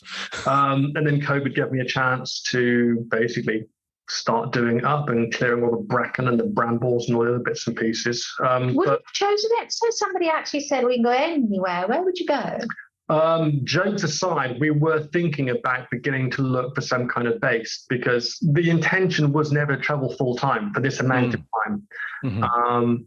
And a couple of areas that caught our attention where we thought, wow, great infrastructure and the cost of living to quality of life ratio. At that point, when we were thinking about that. Northern Colombia. Pretty spectacular. And the Yucatan Peninsula, Mexico. And the reason we like that area is because we love Mexico. I love Mexico. I do. What an amazing place. Mexico is just lovely people. Yeah. I love the language. I love the food. Everything. You can go into the mountains easily. You can cross into Central America. I love Guatemala. Tikal, Belize, Central America. Great infrastructure, good medical care. You can get to see a dentist. You can have your entire mouth sorted out for 35 quid. But then also you can get up into the States and then go into Canada. I mean, that's spectacular. Mexico as a whole has got great infrastructure, airports. And jokes aside, Lisa and I like that slightly lawless feel. One of the big changes that we both had to deal with coming back to the UK was just the quantity and the severity of rules and regulations to absolutely everything, and the level of political correctness, which I think is totally and utterly unchecked. We actually find it quite difficult. We're quite verbal, as you probably guessed, and some of the things we come out with, I know, are probably not taken in the vein that they're meant, and our sense of humour is probably a little off to the side, twisted and dark. Normal, I would say. Normal. And we haven't had to watch what we say because we've been travelling through so many different countries. A lot of people don't understand what we're saying anyway. So. That's interesting though, because you did sort of come back to the UK at that time when political correctness was just going crazy. It was just going mad, and I think there's starting to be a little bit of a bite back and a fight back almost. Not so much in this country. In America, believe it or not, from the people I know over there, they seem to be going, hang on, enough is enough here. Do you know what I mean? If there's offence meant, then obviously, yes, that's unacceptable. Or certainly, maybe it's not that it's unacceptable. You know, everyone's going to be offended by everything, aren't they? But somebody's always going to be offended by something that you say. Offence is often taken, not given. Absolutely. And I've chatted about this on the podcast before, like putting your life on social media the way I do and you guys do to an extent as well. Like you do get bad comments sometimes, don't you? You get trolls. But I've also taken comments the wrong way. You know, people have said something in a comment and maybe I'm just in a bad mood that day and I read it and I'm like, you cheeky, you know, and you're like, have that. And then they reply going, whoa, no, that's not what I meant. This is what I meant. And then once you're in a better frame of mind and you read the comment, you're like, oh shit, yeah, I can see that. I took that the wrong way, you know. But going back to the conversation at the beginning, that's one of the biggest problems with text messages and with messages. As the reader, you infer the tone. Yes. Because there is no tone, and that inferred tone is often based on the mood you're in at the time. Yeah. Especially bearing in mind when we write messages, we're not grammatically correct with our commas and our full stops, which are often there to indicate a tone or a speed of information. Some of the messages I get, because they're all abbreviations, I have to say to Simon, what is this? Yeah. So this is how naive and stupid I am. I had some really cool, really chunky ex-Special Forces American friends messaging me years ago. You're talking a few years back, and I kept looking, going, God, these guys are so hardcore. I mean, these are trained killers. Why does he keep saying lots of love? Well, lol. He's so in touch with his feminist side. That is so cool. And then he told me. That's totally wrong. You should never have told me that. It was like going to Germany at the beginning of the trip. I said to Lisa, look, I need to go to the toilet. Talking about this. I need to go to the toilet. I need to stop at a town. The next town we go past, look, we'll just stop. And we went past this town. We're on the highway, and it was called Auschwitz. So we went past this place is popular. And I looked on the map and I couldn't find it because I'm crap at maps now. I like GPS, maps. Then I went past the second sign, then past the third sign. It's got to be a pretty good size. I mean, three turnings so far. It's all over the place. Pissy with me because no, we're not stopping. Look, I just want to go in and go to the toilet. I didn't know that Auschwitz was German for exit. Exit, yeah. Yes. I felt foul of that first time I was there. I was like, fucking hell, this place must be massive. Everywhere. Yes, yeah, and I'm not, and I really, is that what you thought? Really? Oh my God. And you're German's not my language. Jenny brings me on her trip because I pick up heavy things. Come on, what's the next question, Bruce? So going back, we are very, very happy and surprised that we're in Wales, but it is stunningly beautiful, and where we are, we couldn't have chosen a better area for our mental health and our physical needs, etc. So, Wales and the area. I mean, we're inside Snowdonia. We're overlooking the Dovey Biosphere. We're in a protected dark sky spot. We genuinely jumped up a building and landed in a big pile of feathers. It's spectacular.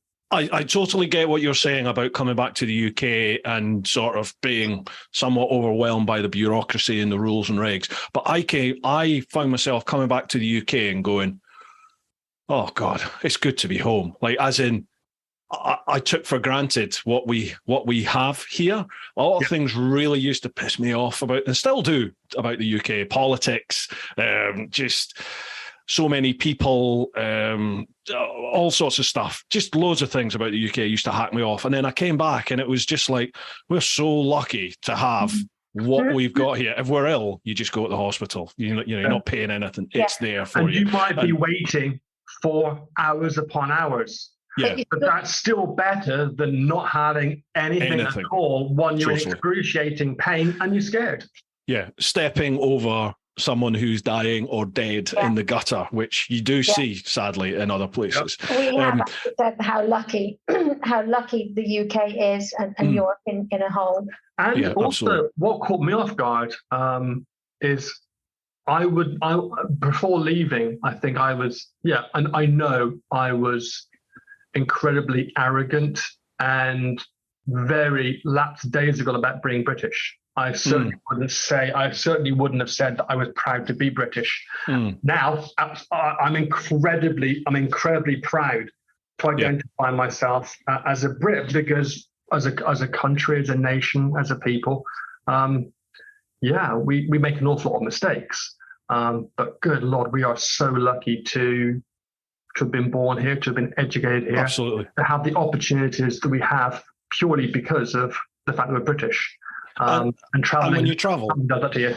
Yeah, and you're flying the flag as well when you travel, aren't you? Like you, as much as when you meet people in a new country and you think, God, you're not what I expected. I hope you do vice versa, you know, for them when they meet somebody from the UK and they're like, oh God, they're really decent people, you know, and that hopefully reflects on their opinion of the UK. Right. Anyway, good question. That. Cheers for that too, Bob. Biker España, hi to you all. Here's a couple of questions for everyone. Question 1, is there a place that you would like to visit in a different era, such as Egypt in the 1920s? Oh, that's a goodie. Ooh. That is a goodie. Egypt, back in the day when they were built, I would love to go back to those times and just go, like, how did you do it? And why? You know, that's what I would like to know. That's actually a place that I would love to go to. We've not yet managed to get there. And yes, going back in that time period, I wouldn't want to be in a crinoline dress and in the heat and everything. Me neither. Yeah, you wouldn't. But no, in my life, I'd be a slave. Bloody Cleopatra. Yes, that's an era and an era that I would like to go back to. 1920s in Egypt, yeah. Where else? Oh, I would like to go. I'm sure I would. Yeah. Oh no, I'm going to say something totally politically. No, I can't. Oh, excellent. Go on, do tell. Let's hear. Yeah. Wait. Tell me first. Yeah. Yeah, I'd go for it. It's not that bad by my standards. Well, we were in Australia. We had a few issues. Anti-English sentiment that was expressed.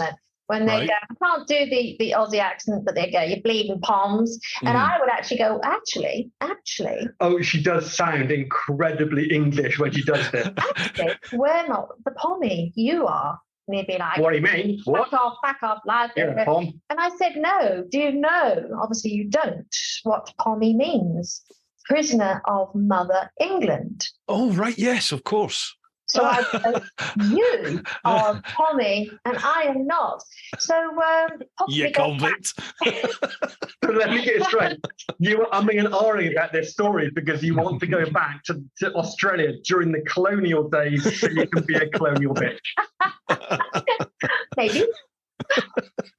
Do you know what? At the beginning of this interview, I didn't know who was going to work because we do a few interviews where we're much more serious and much more highbrow and like malarkey. And what do you want to do them for? We're going to drink coffee and talk shit. Yeah, pretty much. That is the Brewtime podcast. 6 o'clock and we're on the gin. We were still stone sober, God's sake. Right, what else have you got for us? Right, question 2. Is there a place you would like to visit but cannot because of red tape, war, or politics, etc.? Enjoy your travels. Did we chat about that earlier? I'm not sure if we have. Kind of touched it on a little bit.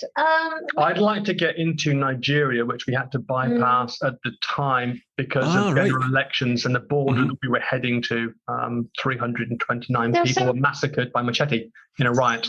So we went, let's not go there. If you take away the people conflict and you just look at the country because of its beauty and its landscape, because going into a country that is suffering through war, I mean, it's terrible on all sides. But if you just take all of that away and you look at the country and how beautiful it is, that would have to be Afghanistan.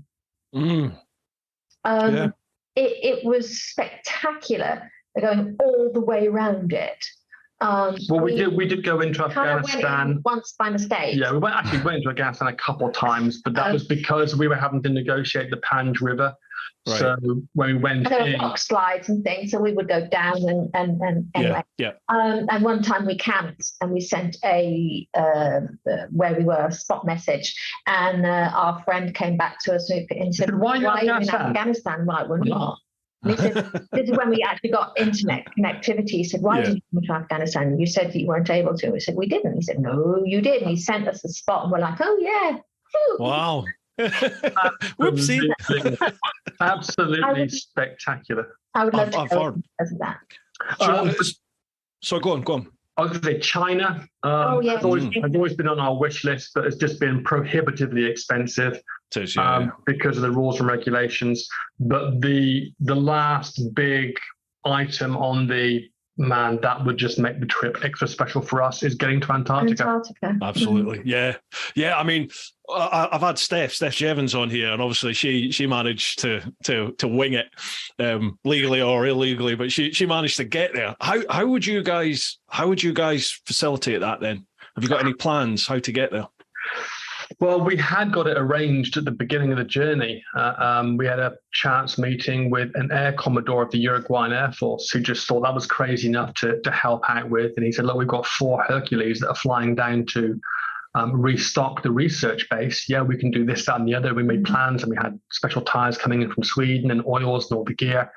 And 2 weeks out from riding to southern Chile, actually arriving at the airbase, we got an email from Air Commodore Jorge, I forget his last name.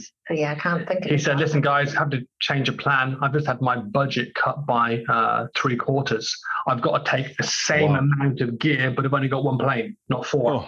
There's no room. And we've been trying to get back ever since. So realistically today, just because of the financial cost, it would have to be in tandem with some kind of TV documentary type thing. Considered ecologically appropriate these days.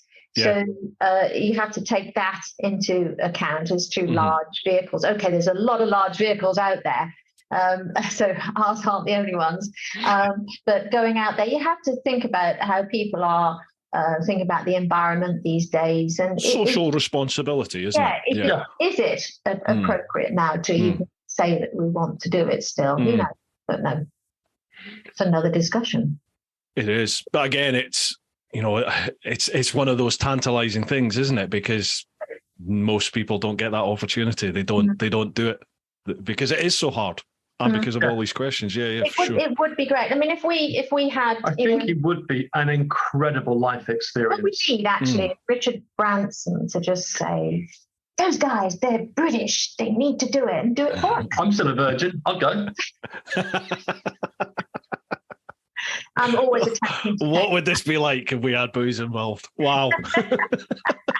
I've done the Overland event, actually. I know what it would be like with booze involved. Did we have that conversation at ABI about somebody said, someone said to us during an interview a couple of years ago, when you travel, obviously you're very close. Do you still, he said to us, this is an American, do you take contraception? Now, bear in mind, American audiences can be quite PC. And I said, no, actually, we don't use any kind of contraception when we're on the road in countries like Mongolia. He went, Mongolia? I said, well, we were very short on water. I do get a little bit lax. So lots of cuddling, not much sex. And he looked confused and went, that was the end of that conversation. Yeah.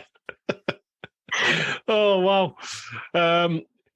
For me, where would I like? I think it would be Syria. Syria was somewhere I really wanted to go, and everyone I knew who'd been there had said how beautiful the place was, how incredibly friendly the people were, and that was just that. In Mongolia were like 2 places I really wanted to do on my trip, and then obviously add in Syria, Yeah, and now with what's happened, you're just like, all those ancient, beautiful sites have just been obliterated, allegedly. I'd like to go to Libya too. And take out all of the political, just look at the landscape and the definitely. artifact. Yes, it's weird because my dad had a life in the oil industry, and he's been to he was in Tehran, he's been in Iran, he worked in Nigeria, he's been in all these places in like 50s, 60s, 70s. And I remember him talking about Tehran. Tehran was like, it was like a hip place in the 60s, 70s. Yeah. You know, people were wearing business suits and they were getting on with life. And and you look at how it is now and you just think, oh my God. In my head, I'd always imagined it had just been like that. But no, they were really quite progressive, and it's gone the way it's gone. Yeah. Who knows though? Time will tell. See what happens. Right, next one. Stephen Holmes. How are you still together? 12 hours with my wife on my bike and it would be curtains. It's mostly very obedient but fantastic sex. I really have no idea. It's taken a lot of time to train him like a puppy. And little treats now and again, and then a lot of I am so grateful. A lot of tying up, you know. Oh my God! Good job. There's no booze. No, this is something that went through my head with me leaving the old bill and starting to work from home, and then my wife, because of COVID.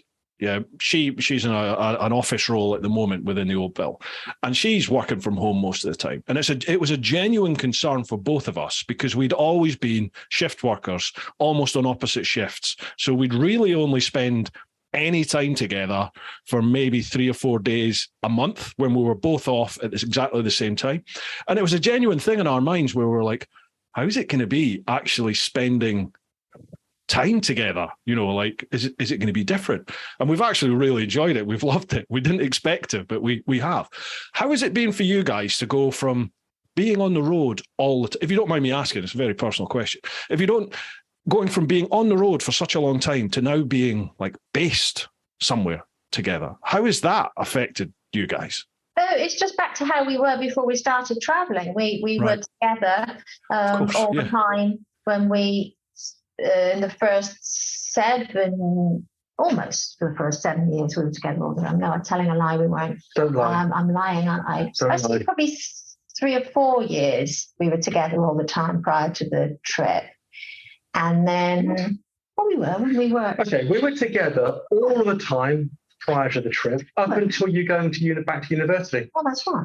That's kind of what I said.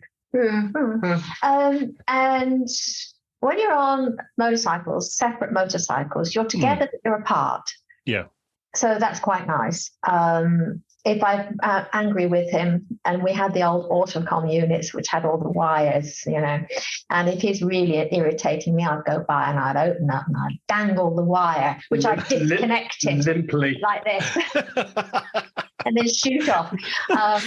Or you just turn your CNET off, like, shut up. Yeah. But being together now all the time, horrible. It's really disgusting. It's horrible. And, disgusting. It's nauseating, quite frankly. Hate him. Totally. Talking very seriously. You guys, you know, jokes aside, you guys have got you appear to have an incredibly strong, open, honest relationship. What do you mean by that, Bruce? I mean, if you want to go, mate, just say so. It's not appropriate, but do you know what I mean? Like you strike me when I've chatted to you at events, and then even chatting to you on this podcast as well. You're open about things. You know, you don't seem to hide much from each other. I'm assuming. Obviously, I don't know you all the time, but if you have an issue, I'm sure the two of you are open about it and you deal with it. And overland travel for that length of time and living with each other in such tight proximity, you'll have adapted to all that. To me, it feels, looking at you from the outside, that you have a very strong relationship. And I'm assuming that has been cemented through your overland travel. But were you like that before, do you think? Okay, so sensible answer to what is actually a sensible question. Both of us growing up before we met each other, I think we've developed fairly strong personalities and very, very dark, twisted, inappropriate senses of humor, and enough life experience that I guess we're fairly rounded. I want to believe we're fairly rounded. The journey certainly has, it's definitely cemented an awful lot internally, in terms of, it's that old joke about, I regularly say during presentations, more more the serious corporate, motivational stuff, we've learned more about ourselves than we have the world we traveled through. But bringing that back to the relationship, ultimately, the level of respect I have for Lisa, not just as my wife, but as a human being, as a person. I know that sounds a little nauseating. Is boundless, because I can incredibly proudly say that I know very few people, if any, that are stronger, more resilient, more caring, more passionate than my wife. Now, that's a double-edged sword, because we have rows all the time. Some people think we're going to go nuclear. Our relationship is based an awful lot on just banter and back and forwards, because I think one of the things that we have managed to do, in spite of the journey and the amount of time that we've spent together, is we've kept our own personalities. We've all been through those relationships. So they become so close or so contorted, and you end up making so many compromises that you end up losing who you are, and you become a couple. And although we're a very strong couple, we're still fiercely independent. I think we don't compromise, and people find that very, very strange. We don't compromise. But luckily, we don't have to do, and you do what you want to do. It just happens that we want to do the same thing. Oh, wow, interesting. Yeah, I'd have thought it would have been all about compromise, but no. Yeah, no, that's that's interesting. Yeah. No, but don't get me wrong. There are some compromises, and again, Lisa won't usually mind, on his Lisa won't mind saying this. If there's ever a compromise to be had, it'll be me, because Lisa just doesn't back down. So when I'm talking about her being strong and passionate, those are wonderfully affirming comments. At the same time, it also means that she's an absolute fucking nightmare to live with, because she's never wrong and will never back down. I didn't think women could be wrong, though. My wife must be like that then. I'm always wrong, allegedly. Always wrong. I've had half a dozen physical confrontations in the last 30 years. Every single one's been started by her. You know, that little sense of I'm going to back down now, otherwise it's going to end badly for me because I've assessed the situation, not her. Yeah, straight in. Just like, and I'll be thinking, oh, that is so cool, that's so brave. This is how I'm thinking, oh shit, now I've got to deal with the fallout. Yeah. Deal with it. Yes, but when he's 6'4" and got an automatic gun in his hand, and you're poking him in the chest, telling him he's a very, very bad word, after I spent 20 minutes calming him bringing it down, because he's also completely off his face on drugs. Maybe I didn't read the situation that well, but But again, being a bit more serious, ultimately, one prime example, if it wasn't for Lisa's determination and cool head, and just Lisa being Lisa, I would not be alive today. And that's not just because of the Amazon. So the level of respect I have for Lisa is especially if you ever let me get a word in edgeways. No, go on, you have a turn. I was going to say the same thing, but I might change my mind now. You should. I think it is respect. It's also total belief and faith in that other individual. So there have been certain situations where I know Simon was going, I don't know how we're going to get out of this. I don't know what I'm going to do. And I have gone, we're going to be fine. You're going to sort it. There's something that he needed to sort, not me. You're going to be fine. You're going to sort it. I know. How do you know? I just know you're going to do it. I don't know why I knew that he was going to do it, but he was going to do it. And having that faith rather than, holy shit, you're hopeless, you fucked up, what are we going to do now? Yeah. Not having that attitude, always believing, working together. People say, how do you allocate what you do? Well, you don't. You just go into your fortes and you know what you're good at. Well, you do if you're lucky enough. Yeah. I mean, we are very lucky that our roles inside the motorcycle travel part of our lives, which is pretty much all of it, they've formed pretty organically. There wasn't a point where we said, well, I'll do this and you do this. I mean, we've both got strengths and weaknesses. I make a joke, which actually isn't a joke, that research and the route is Lisa. I mean, Lisa is the one that plays the violin, and she's a trained musician. She's the smart part. I mean, we went to Russia. You know, she read her prep. She read War and Peace. I watched The Hunt of October 3 times. So yeah, and again, you play to your strengths, and hopefully, if you've got somebody supporting you, those strengths develop and they become skills and they become attributes, and you end up, if you've been very lucky and you've got half a brain, you end up being cognizant and aware of the effort and the time and the compromise that the other person's putting in. A lot of it's just being aware. And actually acknowledge it. Mm-hmm. Mm-hmm. Wow. It's beautiful words, man. Your bit's great, by the way. Thank you. Right, I'm just conscious of the time. That is over 2 hours already at the moment. Are you guys okay for time? Yeah. Sure. Right, okay. I've got a 6-hour drive. I'm putting it off. Carry on. Blimey, where are you off to? It's not 6 hours. It's not. It's 4. It's 4 hours. Well, I hate cars. We're currently in Friends, just south of Bristol. Mm-hmm. And I'm in their kitchen, and next door going, come in and make a cup of coffee. And we're heading back to Wales. We've got a photo course of ours coming up. So. Oh, yeah, of course you do. Yes, right. Yeah, we discussed this, didn't we? Yeah. Me again, folks. Just another shout out for this week's sponsors, who are the Influencer Store. The Influencer Store helps you build your brand big or small, providing you with a solution and apparel. We help you to increase your fan base while supporting you with starting your own influencer clothing line with nothing more than just an idea or design, and there are no hidden costs. For more info, come check us out at theinfluencerstore.co.uk or drop us an email at online@influencerstore.co.uk for more information. And now, if you've got any of my merch over at TeapotOne.com, all of that is handed by Roger and Charlotte over at the Influencer Store. It's really good quality. It's British made. That's why I've gone with them. So a huge thanks to the Influencer Store.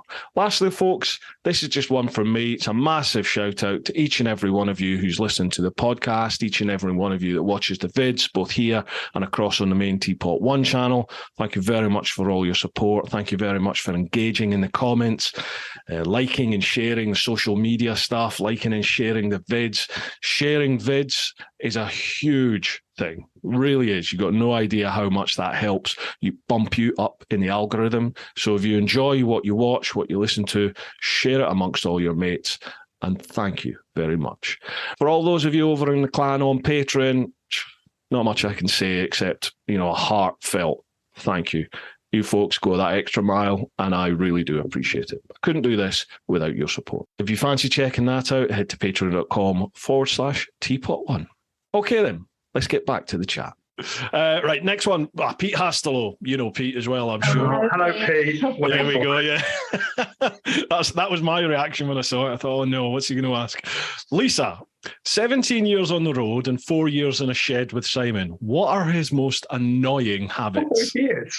It just got longer. Didn't it? What are his most annoying habits? How long have you got? I was so nice. I was so nice to you. But I have to say this. What is it with men of a certain age that they begin to snore? See, I've always done that. I've always been a snorer. No, she was asking. So your bedfellows. How many of your boyfriends snore, Bruce? Depends how tired they are. That's a recent development, and I don't sleep well anyway. I sleep. I maybe grab 2 hours here, an hour here. I've never slept well. So all in all, I don't know, maybe I get 4 hours a night, something like that. Now I'm getting even less than that because of him. Wow. So I've also had long COVID for 1.5 years, and I'm finally feeling a little bit better. But I do wonder, jokes aside, whether that had something to do with it. And the other most annoying habit. Oh gosh, there's so many. Which ones can I actually say? 4 hours in the car. I'm just saying. Remember the whole respect thing we just rambled on about? Yeah, I know. The phrase just a second. Almost finished. No, not that.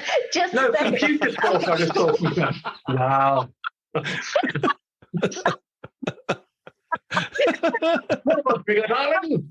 Yeah, no. Computer work. Computer work, yeah. Photographic work, editing work. Give me 2 minutes. Give me 2 minutes. I'll put that half an hour later. yeah. Gravestone. Give me 2 minutes. No, on my gravestone, I want the exact same word as Spike Milligan. Yeah. He says, "See, told you I was ill." Told you I was ill. Yeah. Oh, get off! You're standing on my head. So that, especially being able, is this a man thing? Let's not validate Pete's question anymore. It probably is. I don't know. To be able to just disassociate yourself from the world and put your little blinkers on, and there could be a murder going on over here, and you're just like computer. Well, Netflix anyway. Or Netflix. I think that seems to be a male thing in that we I think to an extent, yeah. I think women seem to be, in my experience anyway, with the women I've known in my life, they seem to be much more like all-encompassing. They want to know what's going on, or they're conscious of what's going on all round about them most of the time. Whereas I certainly, I can just focus in on something and just ignore all this, and I will be totally focused on that. The TV, when I'm editing, anything like that. I don't know why that is. That it seems to be men can like pinpoint focus and ignore everything, whereas women seem to seem to be much more aware of everything round about them. Their peripheral vision and hearing seems to be on all the time. I've got a new one. Finally, really? I've got a new one. Thanks, Pete. Still hate you. Got a new one. No, you don't. I do. Right, moving on. Oh, I do. What are you going to say? Well, I'm going to say, why is it? Because, of course, we've been outside, living outside. So, I'm actually nervous now. Go to the loo, go outside. So why is it that you miss? That's a guy thing. Why do you miss the toilet bowl?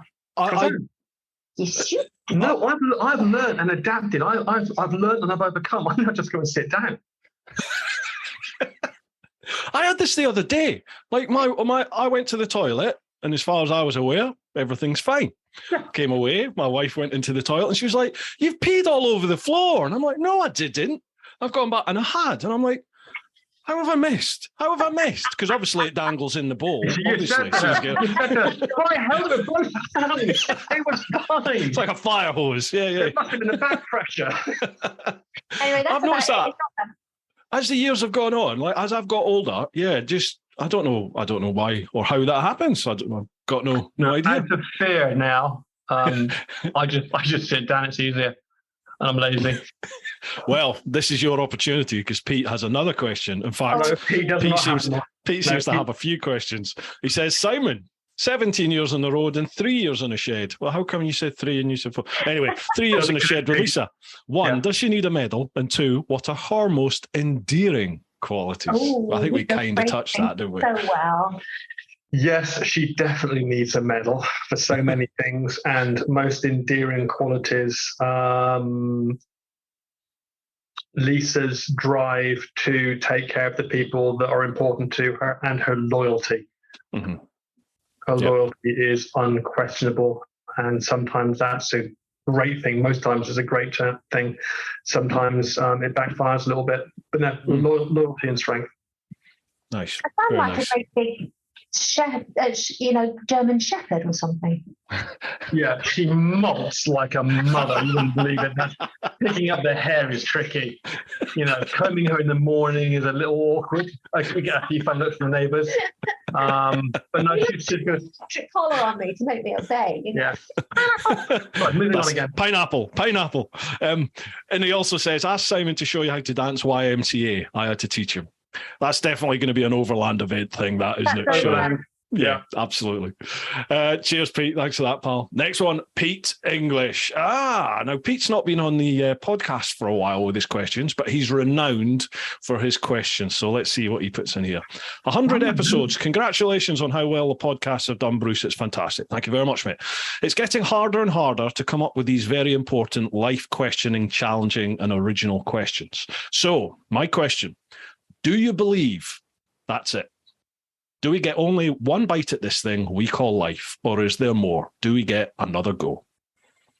Good question. I believe life in its current iteration, as we perceive it here and now, is a one-time go-around, and everything we do, we're accountable for. Right. Okay. Yeah. Interesting. Okay. So do you think there's another iteration then? There's something else going on? I want to believe so. Yeah, I think there has to be, because the other part of it is just mind-blowingly unable to comprehend. Well, if you take spirituality and religion completely off the table, and we just look scientifically at life, energy cannot simply vanish. It is a transformative effect where it gets passed into something else. Yeah. So whether or not purely on a scientific level, on a physics basis, you argue that I can't imagine, I don't want to imagine that this level of passion, enthusiasm, love, fear, everything that makes us who we are individually just becomes nothing. That would seem incredibly wasteful. Whether or not there's a consciousness that moves forward, who knows? That's another adventure, and who knows? Sorry, go on. No, I was going to say, you don't ponder on it much because there is no answer. But I always think, if you're here and now and you're experiencing and feeling and talking, etc., what is the nothing afterwards? So in my mind, you think, well, there's got to be something, and that's how a lot of, anyway, we're not going into religion or anything, but the thought of just that door coming down and a nothingness is something that you can't comprehend. You can't think about it. Well, if you do think about it, you'd probably go, ooh, nothing. Yeah, of course, yeah. On my mind, there has to be something. You would hope there is something, but nobody's going to come back and actually tell you that there is. So you've just got to hope and plan that there might be. Simon's point about energy can't just fizzle out into nothingness. So our energy goes somewhere. Into what and how, you don't know. Which is why you do have to make the most of things. Which is why when you see others going through a tumultuous time, you want to say to them, stop, take note of where you are. Live in the moment, even if it's just a few seconds, and just be aware of the joy that you may be feeling in those moments. Pat yourself up on the back. Enjoy momentarily the rewards of what may have been years worth of effort. So many people, ourselves included, before the journey, we were so busy looking over our shoulders, trying to learn key lessons to make the future better, or so busy worrying about the next goal, the next milestone, the next dollar or pound earned, the next achievement, that we never actually give ourselves the luxury of being in the moment, going, this is really good. I'm actually happy right now. I feel rewarded. This is fantastic. This is here. This is now. This is real. Wow, great. You do that a lot more than me. I'm a worrier. I worry about everything and everyone and everything. I'm glad you said that, actually, Lisa, because I found I was like what you just said there, Simon, when I was traveling. Like once I was in sort of like 6 weeks, 8 weeks in, and you're into life on the road, and it's life now, isn't it? And that's that. And I very much had that mindset, but I do find now, particularly since I've gone self-employed, where there are those financial worries every month. You've got set bills that need to be paid, don't you? So you're like, right, I've got to do this, got to do that. And I do find myself constantly having to remind myself of my own mantra, of my own live your life sort of ethos that I base my whole trip was about, and my whole brand is about that live your life thing. And I do find myself having to constantly go, hang on, just look where you are, look what you've achieved. You're still here, you're still breathing, you still got the roof over your head. there are still things that you can find joy in, and I'm using that word in particular. So some of this might sound rehearsed, because a couple of years ago, we're in America, we were doing a number of talks about, well, we give a number of presentations, but there was one about managing stress and just being mentally aware and so forth. And one of the conversations that comes up today with Lisa and I, because it's so easy to fall back into those old mental habits. And Lisa is a worrier. And she says to me, how can you not be worried about this?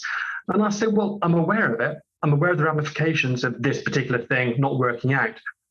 But I'm not going to worry about it if I cannot directly affect it. If it is truly out of my control, then me spending time and my limited cognitive ability worrying about it is just not productive. She said, well, how do you turn it off?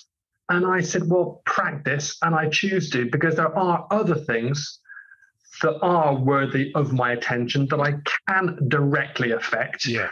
And I don't have a limitless number of waking hours or mental and physical energy. So I'm just allocating resources. That's all I'm doing. I've been thinking about this recently, though, in that my period of time riding on the bike during the day would be, and many people say this, it's your level of meditation. Your brain goes off. I don't listen to music.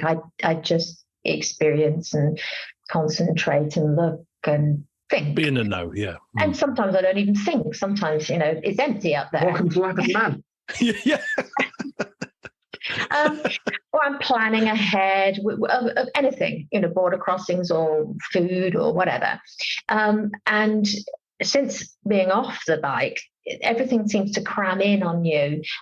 You don't have that period. I don't seem to have that period of meditation, if you want to call it that. Motorcycling is meditative, because especially if you're off-road, for example, for us, all of your concentration is basically focused on fighting physics and staying upright, because there's billions of reasons why you should be falling off that bike, and one reason you're still on it, and that's your level of focus. It's like juggling. You're not worrying about all the other things and ifs and maybes. You're focused on this one task. Whereas being where we are now, everything is in your brain. That percolating all the time, or mine is anyway. I don't know about yours is, because you just concentrate on Netflix. I like lifting up heavy things. Well, what I have been thinking about when we've been on these events, you get people doing yoga and things like that. Well, we like to exercise regularly anyway. But I was thinking, how about some meditation? I quite like some meditation. I was going to say to you, like, what do you replace that sort of introspective time that you get when you're riding a bike, when you're traveling? Now when you're not riding and you're sort of more stationary, where do you get that time? So meditation. I absolutely adore weight training. I like going to a gym. I like lifting heavy weights, and I can actually lift quite heavy. And it's just harking back to the old days of what? Yeah.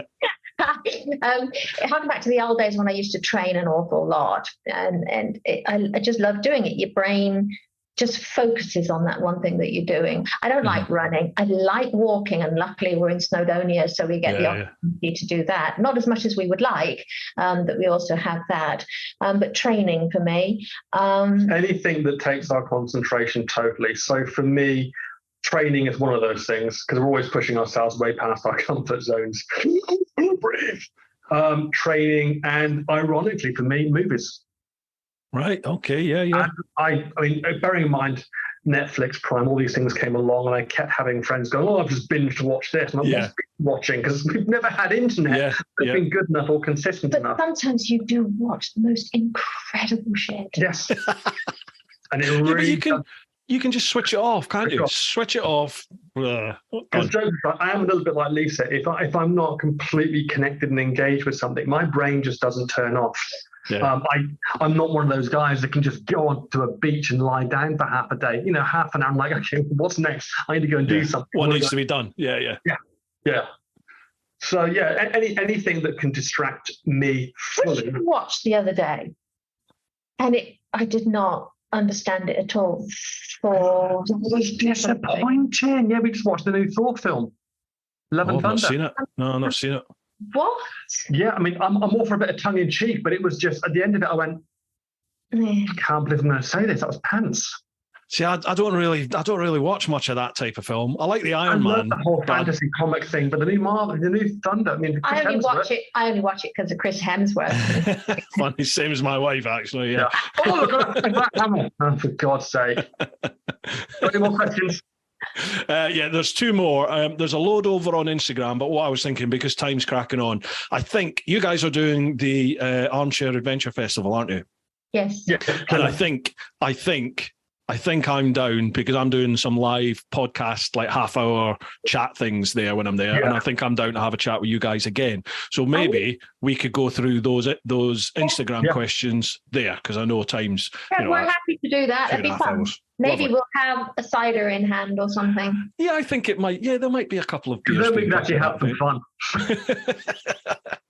And another thing. What are the last two then? Right, Michael Heaton, congrats on episode 100. Thank you very much, Michael. Question to you all. I often wake up with a song on my mind playing over and over. This morning's was Slipknot's Never Forget. Do you guys wake with a song in your heart? If so, what was the most recent? Ooh. Do you know what? These are some really good questions. I know it. It's my favourite. Oh, my favourite. It's my anthem. I actually don't know what you're going to say. My Queen. Oh. I want it all. I want it all. I want it all. And I want now. You wake up with that? My God, you must be like driving with ambition when you get up. Frankly, it's just fucking intimidating. Most mornings, no, but there's a few songs that I've heard recently. It just took me straight back. One recently was Ed Sheeran's "The Shape of You." Uh-huh. And because it was a song that when we were in Mexico down in the Yucatan, I was doing some work on both the bikes, and we were living on a Mexican beach, as you do, for about 3 weeks whilst I was horrible. The wiring loom and doing all this stuff. And then we had a very, very good friend of ours, hello James, if you're watching this, who said, I've got this incredible palace, here's the keys. And so suddenly we had this swimming pool and just incredibly luxurious situation. And this song had just come out. And it would just seem to be on repeat all the time. And I heard it and I was just transported back to just, relaxing, easy, wonderful, luxurious days of good times. But do you actually have one that you think of when you wake up? Not when I wake up. Although typically I am the kind of person that I have some kind of music playing all the time. I find it very relaxing. I find it helps me concentrate. I just absolutely love the fact that Running Up the Hill by Kate Bush is back in vogue. Yeah. Thank you, Stranger Things. I am 100% not a morning person. I hate mornings. I feel terrible when I wake up, and it's generally about this time when I start feeling like alive, really. So we mornings have noticed perked up because to begin with, this interview was just bloody hard work. Just bloody, but yeah, sorry about that. Oh God, who's he going to get going? But I do have a song that's, especially when I'm on the bike, that's always in my head, and it's Country Road. I don't know why. Take me home, Country Road. That one. The place I get all the songs he was going to say. I bet he listens to Miley Cyrus. I bet growing up his favourite show was the Dukes of Hazzard. Yes, loved it. Daisy Duke. Come on, you had a crush on Daisy Duke. Who didn't? Who didn't? No. No, what? I know loads of women that fancy Daisy Duke. Smash. Yes. Me, it's Country Road. Don't know why. It's just always in my head especially when I'm traveling. Yeah, it's always in there. Don't know what. Anyway, good question, Michael. Last one. Michael Whiting. Hi all. Well done, Bruce. Looking forward to another 100. Thank you very much. Question. In all your amazing travels, what was the worst breakdown you had to deal with? Oh, easy peasy. When on 3, 1, 2, 3. Yeah. What a place to break down. The key, without going into details, the biggest challenge I had with that is that I know nothing about electrics. Literally nothing. And the entire wiring loom, 6.4 feet of the entire wiring loom, which bundles 64 wires together, the entire thing fried, which meant that every single piece of wire that is normally color-coded just melted. So 2.5 days, taking the entire thing out, taking off all the wrapping around the whole thing that says, do not. Achtung, you're not to tamper with this and cut it, we're cutting it. And luckily, I had wiring diagram. A wiring diagram in the back of the Haynes manual, the printed manual. And I remember looking at the Haynes manual and looking at this wiring diagram and going, yep, that's very pretty. I hope to never know what any of that means. I had the wiring diagram. Simon was on the floor looking at all the wires and he said, I think this is a yellow. Is it? I don't know, possibly a yellow. Okay, that yellow one goes, reading the wire diagram. That's meant to go over here. So look for the yellow bit over here. Didn't know what the yellow bit did. Oh my God, there's nothing to join it because it's fried and burnt and mushed. And there were 36 complete breaks where somewhere in the wiring loom, the wire had just gone ping. Wow. Bearing in mind at the time, I'm blind in this eye and paralyzed on my left-hand side and she's got malaria. Fun time. Overland travel's awesome, isn't it? We thought we'd fix Do it, people. On at least three occasions. And then Simon would start the bike and I'd go, stop, smoke. And then I would try and sniff from where the smoke was coming from and go, it came from here, and then undo it all again and find the burning again. After we got to Sao Paulo and I'd had the medical emergency to repair the broken neck and a little bit of recuperation, and she'd got tablets just from the that in there, broken neck, Yeah. We ended up being invited to BMW Motorrad Brazil to the head office to give a bit of a talk about some of our travels, and all their top bods are there. Officer, that was the BMW. No, it was it was BMW themselves. The guys who actually worked on your wiring loom and put a new one in, wasn't it? Officer. Yeah, that was the dealership. That was the dealership, yeah. But we got invited to the actual offices of BMW, and they were being visited by some engineers from Germany, just coincidentally. So we're in this very austere BMW office. There's a whiteboard and there's a projector, and we're going through our show and tell. And then we get to the Amazon. And there's photographs of me, unconscious. You're just taking photographs. Sorry, Mum, she's a bad person. And we're beginning to talk about. So the picture of the wiring loom comes up. This sounds like a bad Indiana Jones movie. It was 4 days, and all we had. I know it sounds cliche. We literally had a Leatherman and some duct tape. That's all we had. But bearing in mind that for every 10 pieces of duct tape we would cut, only one would stick because the oil, the sweat, the grease. Anyway, we were showing these BMW guys, and there's these Germans, and they're sat in the front, and they're wearing their immaculate BMW suits. Yeah. And these guys are just going, huh? And then finally we hear, and the lights are off, no one should be talking. Nine. You cannot do this in English. You cannot do this. And I'm still talking, but trying to ignore them. No, this is impossible. Eventually, we stopped the presentation. The lights went on. And I thought about who's talking, making a joke out of it. But these guys are quite serious. No, you cannot do this. This is not possible. I'm like, well, no, we did this. We're actually doing this. What, cutting into the wiring loom? Yeah, you can't do it. And how we fixed it and what we joined to do what and how we found out things. We didn't just have a Leatherman and duct tape. We had all the other tools as well, but all those other tools were just useless for the wiring loom. So when we were cutting the wiring loom and trying to get the wires attached, it was a Leatherman and duct tape. Wow. Yeah. And you got it going. Yeah. So many false starts. And then we had to keep it going. We kept it going for 3 weeks. Now, again, the details we don't normally share because we just don't. We got it out of the Amazon. Then it got bad. So once we got to the first village, I was in a pretty bad, we were both in a pretty bad state. But mechanically, from the very beginning of the journey, bearing in mind we were numped, didn't know a thing. We'd learned an awful lot. But I actually carried a rear wheel bearing.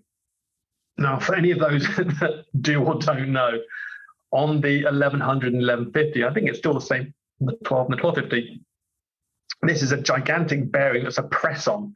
Well, the rear wheel bearing decided just to shit the bed, and this is only just out of the Amazon jungle. And so we managed to get ourselves to this small agricultural school that by some miracle actually had an electricity source and a fridge freezer.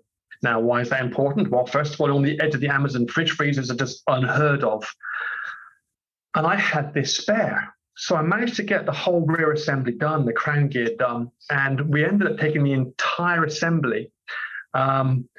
I managed to get an angle grinder and without damaging the crown gear, got the old bearing off. Bearing out. Mm-hmm. And then effectively what we did is we put the crown gear and everything else into the freezer overnight.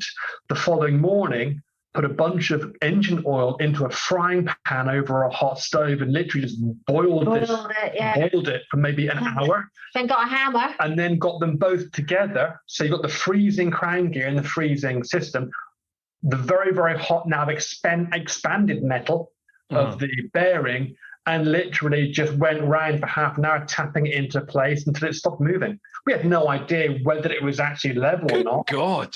Yeah. And that kept us going. Oh, and then the ingenuity of that is phenomenal. Well, then we carried on, and what else happened? What's something else broke the electrics went, the gearing went, and then finally 600 miles outside of Sao Paulo in torrential rain, the hall sensor gave up the ghost. The what did? The hall sensor. So basically the sensor that, the hall sensor basically identifies whereabouts in the engine it's firing and when to put fuel and everything else. It's pretty critical. No hall sensor, the bike's not doing anything. It's now just a glorified paperweight that says BMW. And then mine stopped, and mine never, ever broke down. It never had a misfire. It never had any issues along the way. And that one morning, it just didn't start, which was a lifesaver, actually, because the road going into Sao Paulo was so atrocious that had Simon decided to ride it, he could have been a paraplegic by now, because when we got to the hospital, they said he was a millimetre away. Half a millimetre. The blindness was because my C6 and my C7 vertebrae were broken and now dislocated. And so the blindness was actually because my C6 vertebrae was now touching and impeding into the spinal cord. And you just not only fixed, but ridden a bike through the Amazon. For 3 weeks. It was not good. Yeah. When someone says, when's the worst time? Yeah, That's the worst time. It's pretty easy. That was Mike's second part to his question. What country was the hardest to traverse on the bikes? I'm assuming Amazon is it. After that, the Amazon was... But prior to it, I mean, it was heavy going, but I would have still done it. Brazil was an easy country to travel through. I mean, bearing in mind that we specifically chose that particular route from Manaus down to Portobello, because as far as we could tell, and I think that's still the case today, it had never been attempted on large capacity bikes. And we wanted to be the first, and we thought we were up to it, but let's not make any bones about the fact that this word adventure, that I think is horribly overused, does actually mean starting down a path that you are responsible for and that has risks. And on this given day, basically the bridge gave away, I fell, broke my neck. Shit just happens. I think we were on task, though. I estimated it'd be 4.5 days, and I think we would have done it in 4.5 days. Yeah. It's just that you decided to fall off a bridge. I mean, we had road pulleys. We knew there were going to be sections that we had to manhandle the bikes over obstacles. We had a pretty good idea of what we would get into. Yeah. It just went sideways, and then it's our jobs to reassess, adjust, and get out of adapt, and get on with it and get out of it. I mean, that's almost 3 hours we've been chatting, and I could happily do another 3, but I won't put you through that. Where can people go to find out more about your trip? Do you have the YouTube series? Do you have books? Just plug away. What have you got about the trip? We are absolutely bloody awful. We don't post enough to YouTube, and we should, because we've now got 8.3 terabytes of video from the trip. We've got a few. So couple of quick plugs. Right now we are promoting our new brand, our new business venture, because we've got bills to pay. We're very, very lucky to have worked with some of the biggest manufacturers, camera manufacturers and organizations around the world. We worked with Nikon for many, many years. If you like pretty pictures, and who doesn't, go and have a click on www.prints, PRINTS, and then toridetheworld.com. So the 3 W's you actually need to put in, it's a redirect. So www.prints, PRINTS, the number 2, and then ridetheworld.com. That's our basically our gallery. There's no big website. It's literally just 5 galleries of landscape shots, adventure shots. That's for me on bikes, trying not to fall off and kill ourselves. Portraits, wildlife. That's all that's there. We are working currently on revamping our website yet again, trying to keep up with the new technology that's coming out. As you can imagine, it's a massive task. We do have our ToRideTheWorld.com website and social media. Everything's under To Ride the World. So Facey Store book, To Ride the World. Yeah. Instagram, To Ride the World. But and again, that To Ride the World is a number 2. Yeah. Put something else in. I'll put all the links down below. All the links, folks. So if you listen to the podcast, check out show notes. The one we're excited about right now, because it is a new baby, it's a new venture, it's us being serious for a change, is Living Lens. So we still sell photographs. We're still very lucky to work with a number of organizations around the world. But so many people have got cameras and so many people have smartphones that take great shots. And people are still saying, look, every now and again I get a great shot, but I'm not sure how to replicate that. So we started a photography school. livinglens.photography is that website. And last year and this year, we've run a number of weekend workshops where people turn up, get fed beautifully, great accommodation, insights in the area. And we teach them all the stuff that we wish we'd known before we set off. Mm-hmm. And then next year, I think we'll do something similar. We're also going to bring out new courses focusing on just teaching people how to take really, fantastic shots with their cell phones and how to edit them. We give people a few chances to work on some of our photographs alongside us. So some of our photos from the trip that possibly haven't been looked at or edited since we first took them. And then we all sit and edit them together and then obviously talk a little bit about what went behind getting the shot. Maximum fun, minimum jargon. These are how to take the kind of shots we all want to take, and this is how to edit them and have some fun. I'm deadly serious about that. I know, Simon, you and I sort of joked about it earlier, but I'm going to pay and I'm going to come and I'm going to do that course with you, and I'll do a wee vid on it because I think that'll be fantastic. There's definitely a lot of people like me who, we've all got these phones on us that take amazing pictures, and I haven't got a Scooby how to set up a good shot up. So I'll do that for sure. It'll be fun. It'll be fun. We have a load of stories, as you can well imagine, and we are setting up. We had a lot of diary up online at one point, and then we realized it needed to be taken down and re-edited because of the picture hosting had changed. So we're having to revamp all of that and redo the photographic side within the journal itself. But upon doing that, we are also working on a short story book.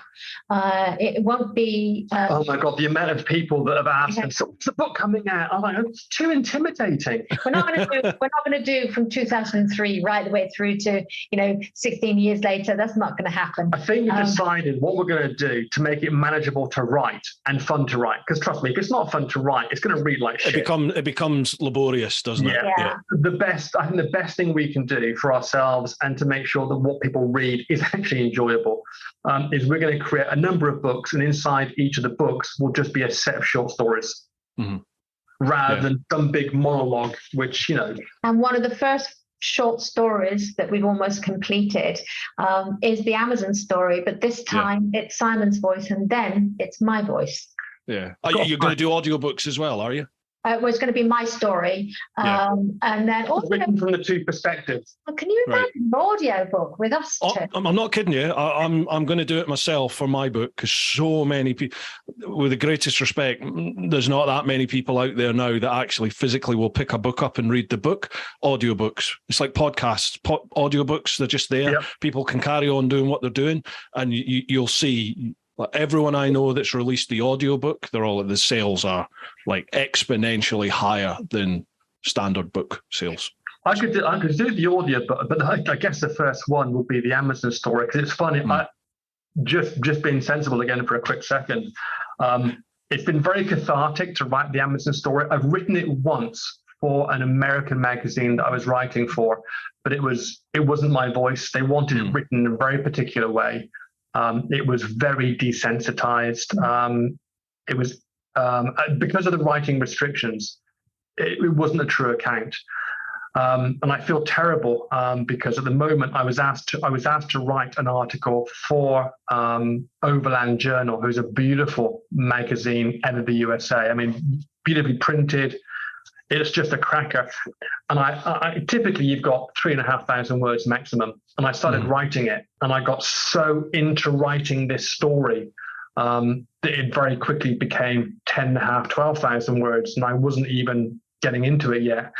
And they're not going to print it. It's too many words. And I still haven't had that conversation where I've said to them, look, I can't give you this article. This is going to be a book. Yeah. Just because of how it's expanded. But I'd write for a couple of hours, and I didn't have to go and sit down because I was absolutely mentally spent. Yeah. Because you're reliving it again. I'm reliving it, and I'm reliving stuff that was neither physically or mentally comfortable. I mean, this is the most uncomfortable and the most, it's very difficult to put into words. And that's why I struggle to write it. That's actually coming out, and I know we have been saying that for a little while, but it's an incredibly hard thing to do. We had this lovely idea about producing a sex book. But we're still researching it. This is a halfway joke, maybe not totally. So the base of the book was going to be 100 sexual positions in a tent. But we realised you didn't know 100. And it was like an adventure camping Kumasatra. And we've actually spoken to our tent manufacturer, who's our sponsor, called Hillyberg. We've actually said to them, do you mind if we do this? It'll be illustrated. Yeah. Because your tent's quite recognisable, and we were going to call it Tent Trick Sex. Tent Tricks. I love it. That's brilliant. Still going to call it that, yeah. Because we think it's the same kind of thing. We've got Dirty Dining, we have Tent Trick Sex. I didn't even mention that yet. Dirty Dining, the cookbook. And we've just got short little vignette stories associated with some of the favourite and sex book, and then Simon is in the process also of writing a photographic book, really for beginners, for adventurers. And is this linked to the Tentrix? Well, I'm actually thinking of calling it Exposed. So we'll have Dirty Dining, Tentric Sex, Exposed, and loving it. Yeah, you see the theme here. The Tentrix book. What of your solo travel? Oh, we've got that covered as well, don't we? Yeah. Right, okay. Yeah, just make sure you give half your panniers to lube. Wow. And on that note, forward to seeing whether you edit this. No, not a chance. No way. I'm not. There's nothing needs to be edited on this. I love it. Love it. Guys, I've absolutely loved this. Absolutely loved it. And I look forward to having a beer with you at the Armchair event. That sounds absolutely fantastic. Make a plan coming up soon. Absolutely. It's a couple of weeks' time. So, folks, if you've not got tickets yet, make sure you head across. Again, I'll leave all links down below, and we'll see you there. Guys, brilliant. Wishing you the very best, and can't wait to see you again. Thank you so much for coming on. I really do appreciate you being so open and honest with us. What can I say, folks? It's been a pleasure and an experience. As always. Folks, check out the links down below. Make sure you give them a like, a follow across all the social medias. And I hope you've enjoyed this one. The 100th episode. It's been a special one. Keep doing your thing. Getting out there whenever you can. Look after those that you love. But most importantly, live your life. Woo-ha! Guys, that was mega. Thank you so much for coming on.